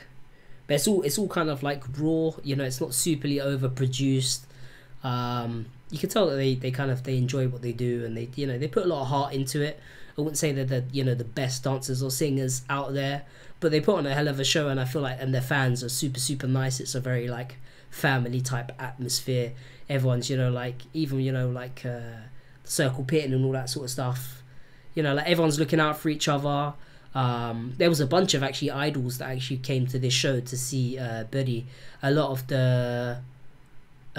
groups that they do like Thai bands with and that sort of stuff. So the two girls from the barrier, Chihiro and Ando, they both came to this. So me and Ethan was pretty much standing by the bar, and they kind of like walked in and like came up to us, and but yeah, yeah. Oh, Ethan is here. Ethan, what's up? We should have got you on the podcast, but I guess you've been asleep or whatever. But yeah, we was at the Berry anniversary when Chihiro and Ando came in, and they kind of walked up, and I kind of turned around and was just like, oh, what you doing here? Like, without even thinking, I just kind of was just like in shock that they just kind of strolled up to us or whatever. And in the end, I just kind of like, you know, we had a quick chat or whatever. You know, they seem to be, you know, friends of Berry or whatever, and they came to watch the show, so that was really cool. And I think there was another girl there that was an idol, but she was like up front at like the barrier, and like people were giving her space and making sure that she didn't get, you know, squished or crowded, and that was really nice. There was quite a few girl fans there, some more at the back, and then there was some that, you know, more rowdy, you know, female on a, you know, that like to get stuck in. So it was interesting. That was pretty much it for the Berry show. That was an awesome show. I would suggest people to go check out Berry if they're over there. At Thai band, you'll find a bunch of other groups as well that I'm sure you'll probably like. Right, Gary, are you back? Are you here? What do you mean? I was just giving you your time, dude. I know, yeah, well, I wasn't sure. None of us left. I saw Gary's mic was muted, so I thought maybe he'd like gone to go get a coffee or something, because I know he does do that. No, you were kind of going for it, so it's like, I was like, I'll just mute. It's cool. Oh, that's fine. But yeah, so I'm still here. Don't worry. I've not fallen asleep yet. That's coming soon. This was pretty much the last thing. Was this the last show? Last thing? Yeah, the last proper show. Yeah, the last proper show before I went. Well, it's not even a show. It was like an install, wasn't it? The Gokite thing. Oh, I thought you were talking about Berry. Oh yeah, Berry was the last proper show that I see. Yeah. Yeah, like how KTA, I guess, was for. Yeah, and then we had the.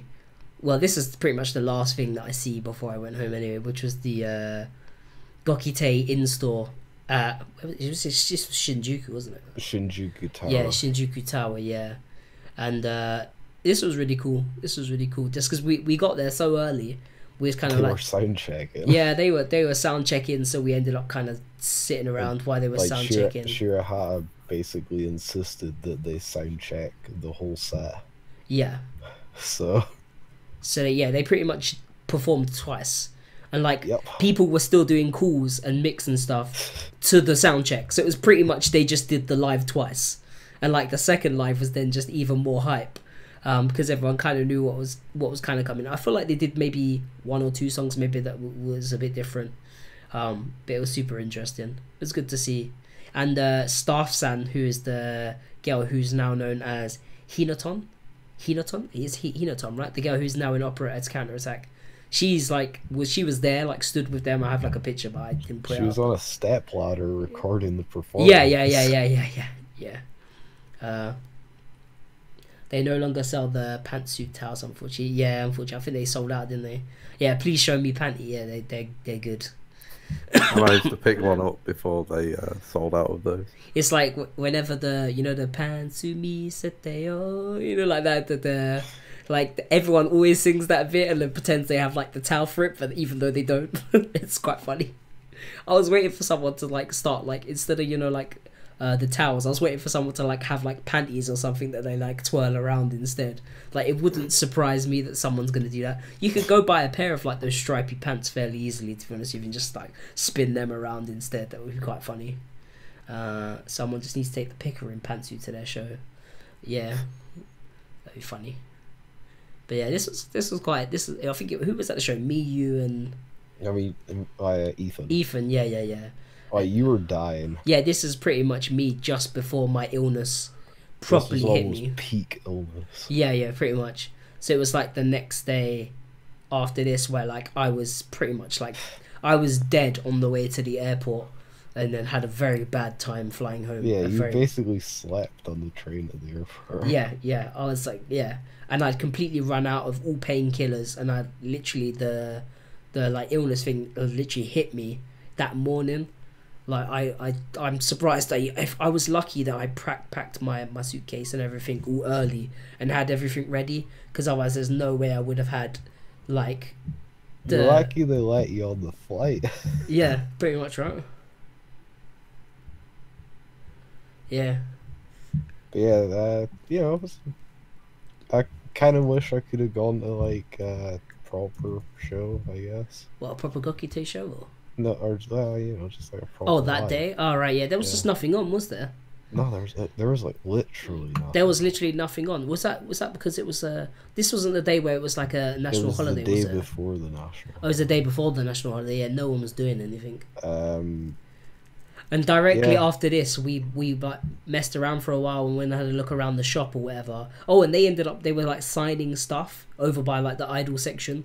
So we're like looking at stuff and we're like, I don't want to feel like we're creeping on them because like we're not trying to like hang around. We were with just like actually looking at stuff. Yeah. And like they just like appeared next to us and we're just like, oh, okay, whatever, cool. We just carried on doing what we're doing. Like one of their staff was kind of giving us the sideways glance or whatever. Yeah.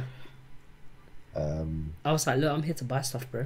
I got like the maddest sense of deja vu because I'm pretty sure I went to a Gokite in-store on my last day. Oh no, maybe the second last day last year as well. So last year, the last thing that I went to last year was the Broken by the Scream in-store. So I've gone to an in-store as my last thing 2 years running. I know, right? I think I went to KTA, not KTA, I'm reading chat.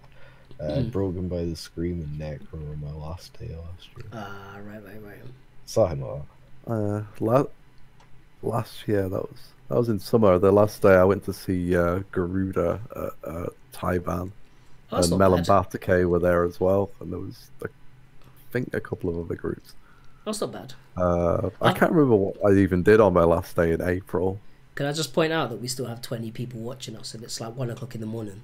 Yeah, what are you guys doing with your lives? I mean, we're sitting here reminiscing about something that we're probably not going to get to do again for like a year. But we hope that you guys have found it at least mildly interesting. And more than anything, I hope that it kind of makes you think, God, I want to do that. Like, if you want to do that, go do it, man. It's not that hard. Like, it's definitely going to be a year for me. Yeah, it's...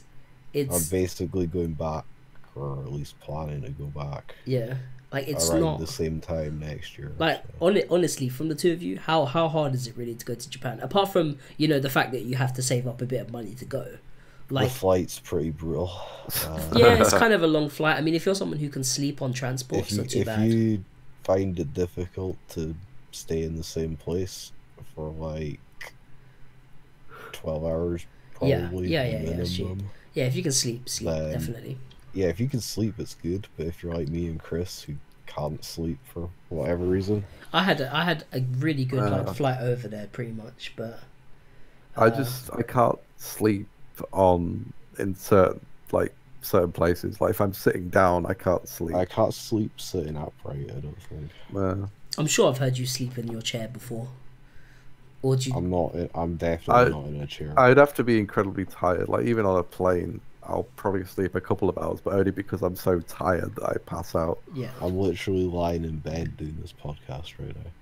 Wow, that's next level. But yeah, like... Wait, how did you get your Yeti in bed? Are you like holding it above your face or something? No, it's like sitting on my laptop.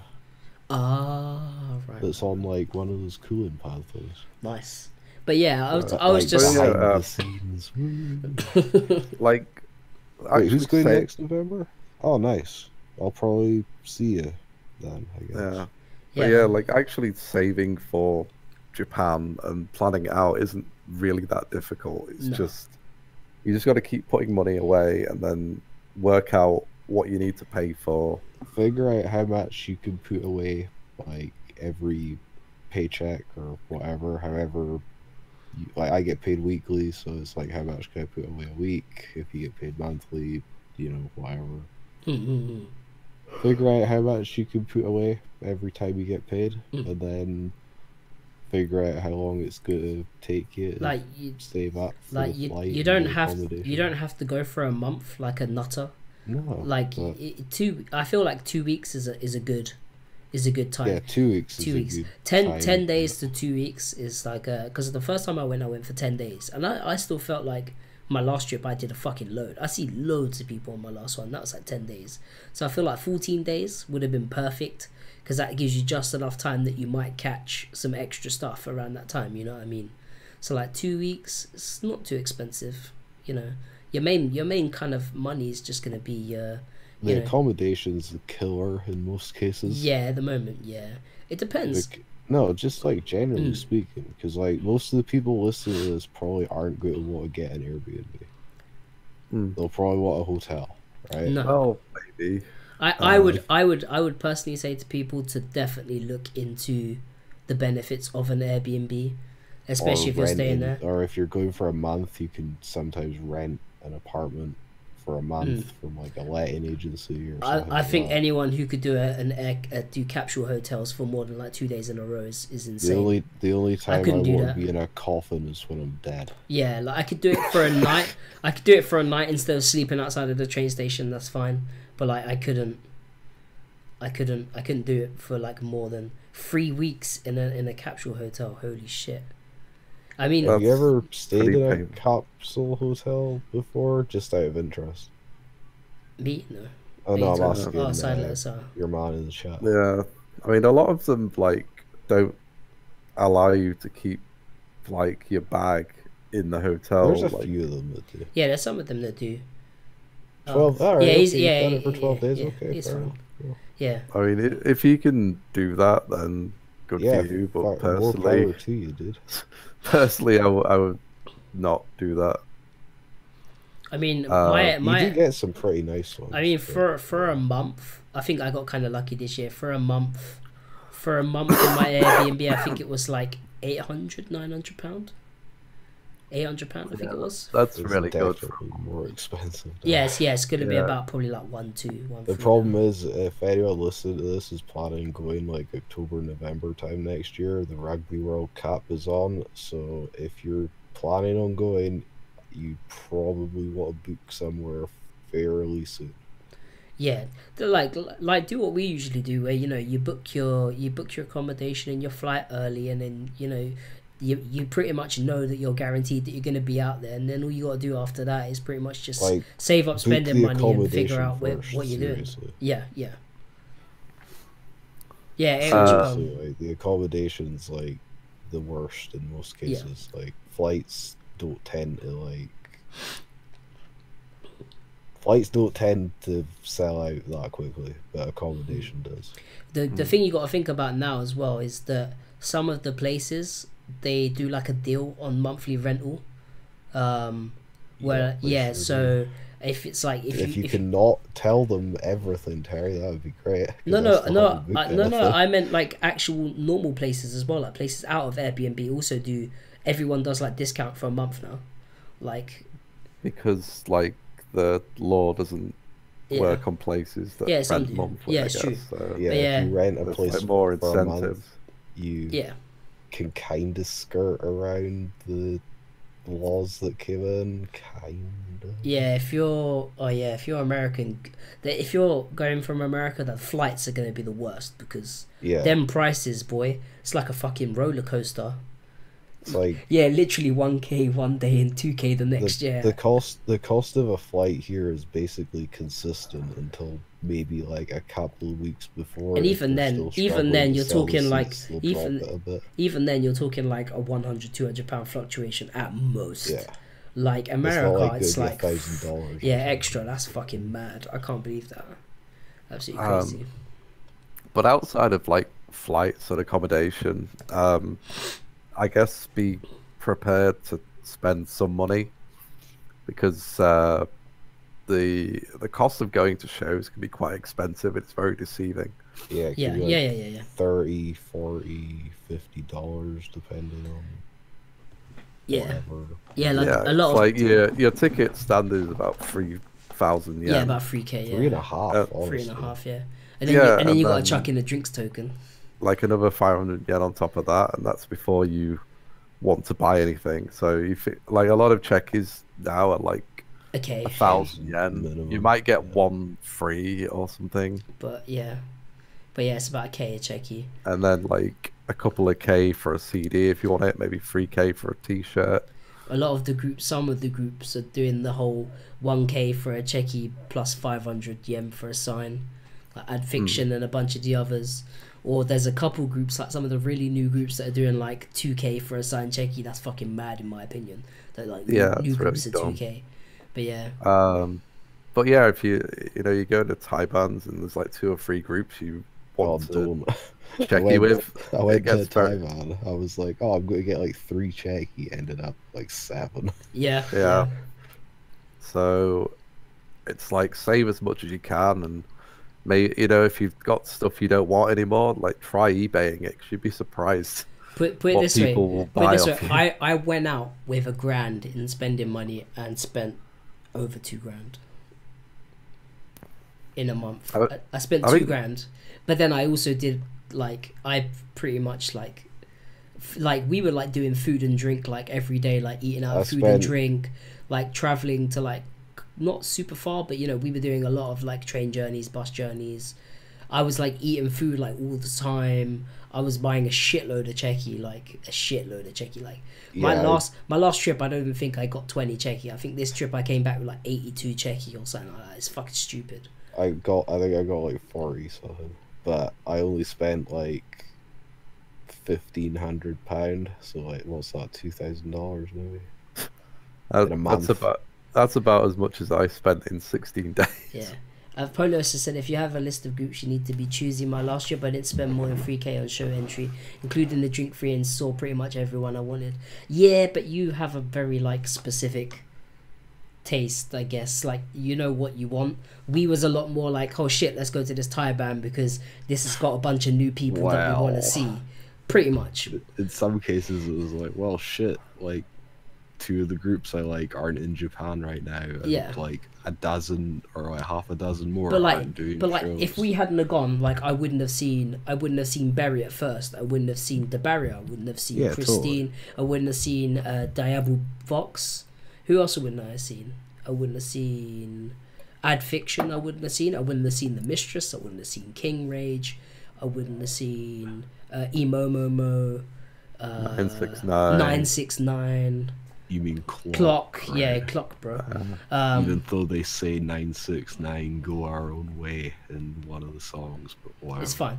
But yeah, Clock, like so there's someone said in chat that they're going to plan their trip around a specific group or 3. That's a good idea. Basically, if you can know ahead of time that those groups will definitely be playing. Yeah. In Tokyo. Yeah, in Tokyo. Yeah. If that's kind of the problem, because like to get a hotel, you have to base like at this stage, just considering how popular Tokyo is, and like how they're not exactly throwing up new hotels, right? So like you kind of have to book a hotel like 8, 9, 10 months in advance. And like the hardest groups to work around are gonna be anything WAC related or anything Kodomo related, basically. If it's basically any group with like a national scale. Yeah, if you're trying to base your stuff off anything whack, anything Kodomo or passcode, then good luck, because or broken by the screen. Or broken by the screen. Because they never play at all. They just play like 2 shows a month. Yeah. But like, if it's anyone else, you'll be absolutely fine. All the rest of the groups play so many lives that you'll be like, oh yeah, I really want to go to that big show for them, and then you realize they're doing like 3 shows like over like 7 days like in that week, and you're just like, oh, I can see them plenty of times. Gokite can be a little bit tricky. Not really. They have a few weeks where they don't really do much. I don't know. I feel like we could have seen them more, but there was things we didn't go to. Could have probably seen them like 1 more time. Yeah, which would have been like 4. Twice. What? For me. Ichiho, thingy. Oh, I see them twice at a Naito. Yeah, I'm not counting the opera. Well, you see them, you check it with them. Don't be such a hoe. Yeah, they didn't perform though. Oh. They did HKYT. I had Burst Girl, Spark Speaker, 969, Solar Sound, all in one show. Yeah, we had plenty of those. Like, there's plenty of shows that was like that. Not really. Was there anything with Spark Speaker at all? Who's stressing out? No one. I'm good, bro. I've got all my stuff figured out. I booked 2 months before and was fine. Stopped stressing out. Yeah, man. I mean, it depends on what you're. Kris did that kind of. I mean, it depends on what you're going to see. If you're someone. My accommodation got kind of cancelled a month out. If you're completely on the basis of I'll just book and whatever's going on during that time, I'll go see. Then you don't need to stress at all. But if you book and then you turn up and then you realize Kodomo's not playing, you know what I mean? No one from Kodomo playing in Tokyo. We assume you're in America. Necro are in America. You know what I mean? Bish, you can't get tickets for anyone from WAC. I feel like then you'd probably stress. You know what I mean? Like, if it's anyone below that, you don't need to stress. You're pretty much going to guarantee that you could probably see all of them within 2 weeks. Like, easy. But if you're... A lot of the people that watch us, I feel, are into the more popular stuff, right? You know what I mean? They got into it through, you know, Beach. They like Kodomo stuff. They like... And, you know, when you take a trip over there and you're spending all that kind of money and you're going over... You go over there with an expectation that you want to see the groups that are your dream groups. Do you get what I mean? The thing is, as well, it's like... The key is to get into wrestling. Sideless. The key is to get into wrestling too, because then you have a backup. Yeah. Sideless. Good point. Like, good point. Not everyone's a complete degenerate like me and can just like go once a year. Yeah. A lot of people will be like, I'm probably going to go once. Yeah. And that's it. Yeah. All I can say is at least we're not like those people on like the Reddit trip thing, and we're like, in 20 minutes I will make my way to this shrine and I will look at it for 30 minutes, and then in 20 minutes later I will make my way to Tsukiji Fish Market and stare at lifeless fish, and then I'll never understand the fish market. I will look at another shrine. People would want to do that. And yeah, you know what I mean, like I'll look at another shrine, and then the day after I've been in Tokyo, and I'll take a Shinkansen to Harajuku and then climb Mount Fuji. Like, some of the things that people say are just like, what the fuck? So, like, yeah. I mean, if you know there's going to be stuff on, it's all good. Like, that's pretty much why I've gone in November. Like, the past 3 times. It also helps that a lot of the people that we like all have birthdays in November. I'm like, Gokite are going to do a show for Shirahata's birthday. Someone said the fish market is amazing. You have to go. Wow. What? Why? Miss me. I will say all 3 of us don't do any touristy shit, like at all. Like, someone will be like, "Shall we go look at this thing?" I'm like, "Why? I don't care." The only thing I do when I'm over there is pretty much eat, drink.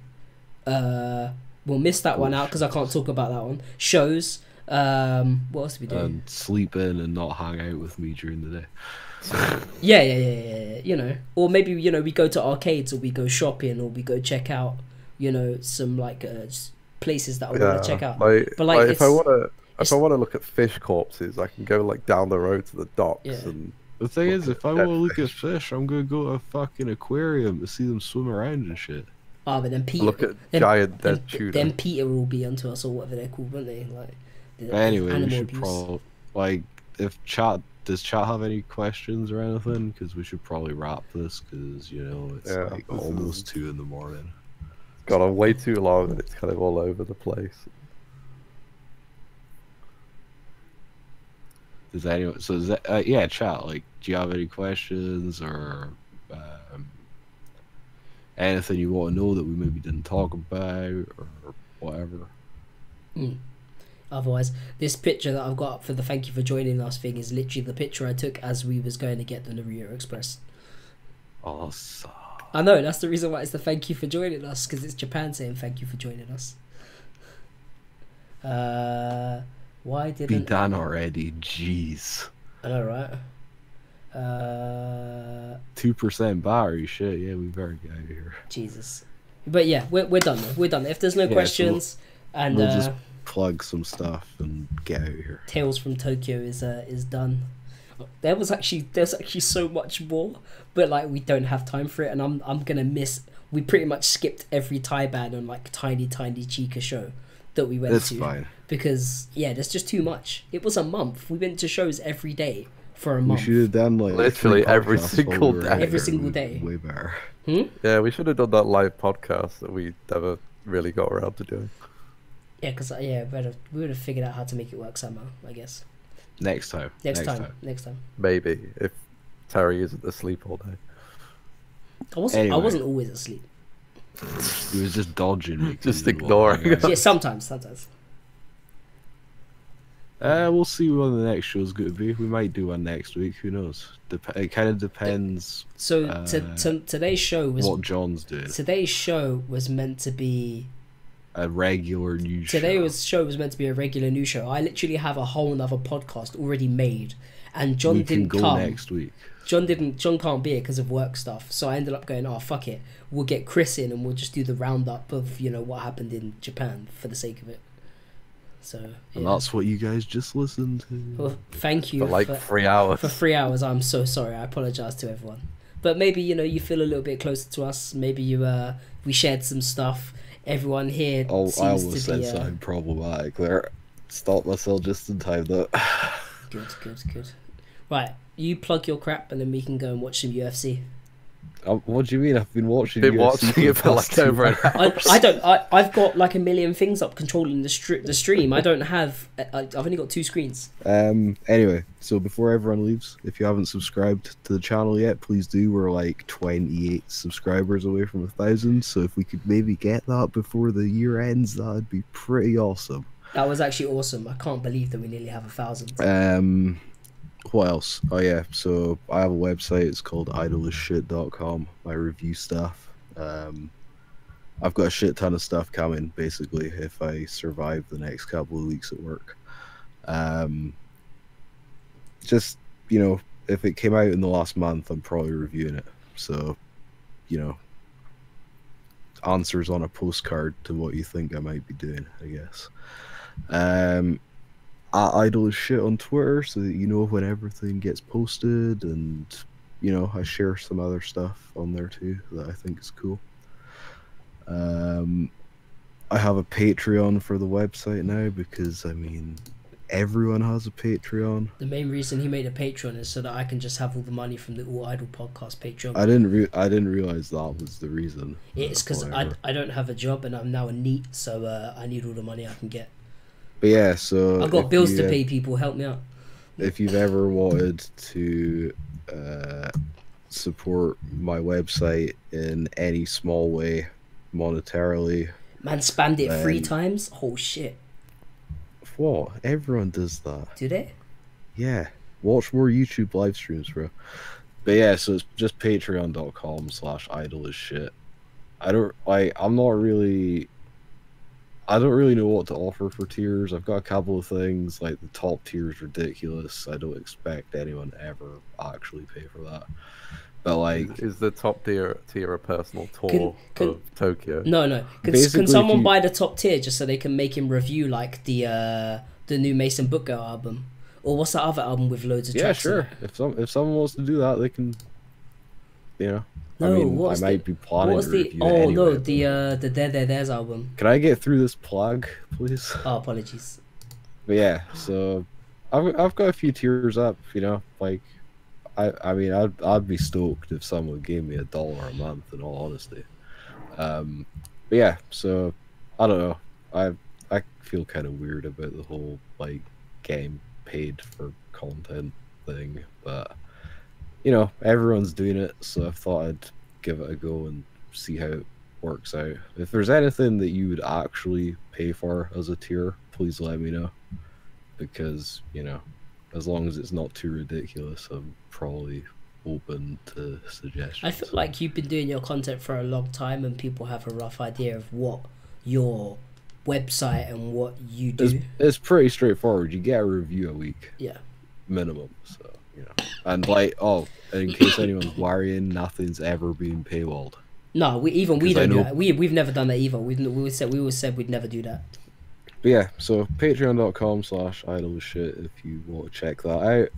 If not, it's cool. Drop some retweets when I post an article. Drop some likes. Share it with some friends. That's also more than okay. And I think that's pretty much it, because I'm really tired, and thank God I have a day off tomorrow, because I don't want to go to work anymore. Nice. Awesome. Well, in that case, I've been Terry from the iDOL podcast. They've been Garry and Kris. This has been Tokyo Tales, or Tales from Tokyo, or Tokyo with the Boys, or whatever you want to call it. Hopefully you guys enjoyed it. Thank you so much for actually joining us for this, considering we started late and yeah, you know, all those sorts of things. It was a bit last minute notice. Thank you very much. We shall catch you guys on the next podcast. Bye bye. Later, guys. Bye.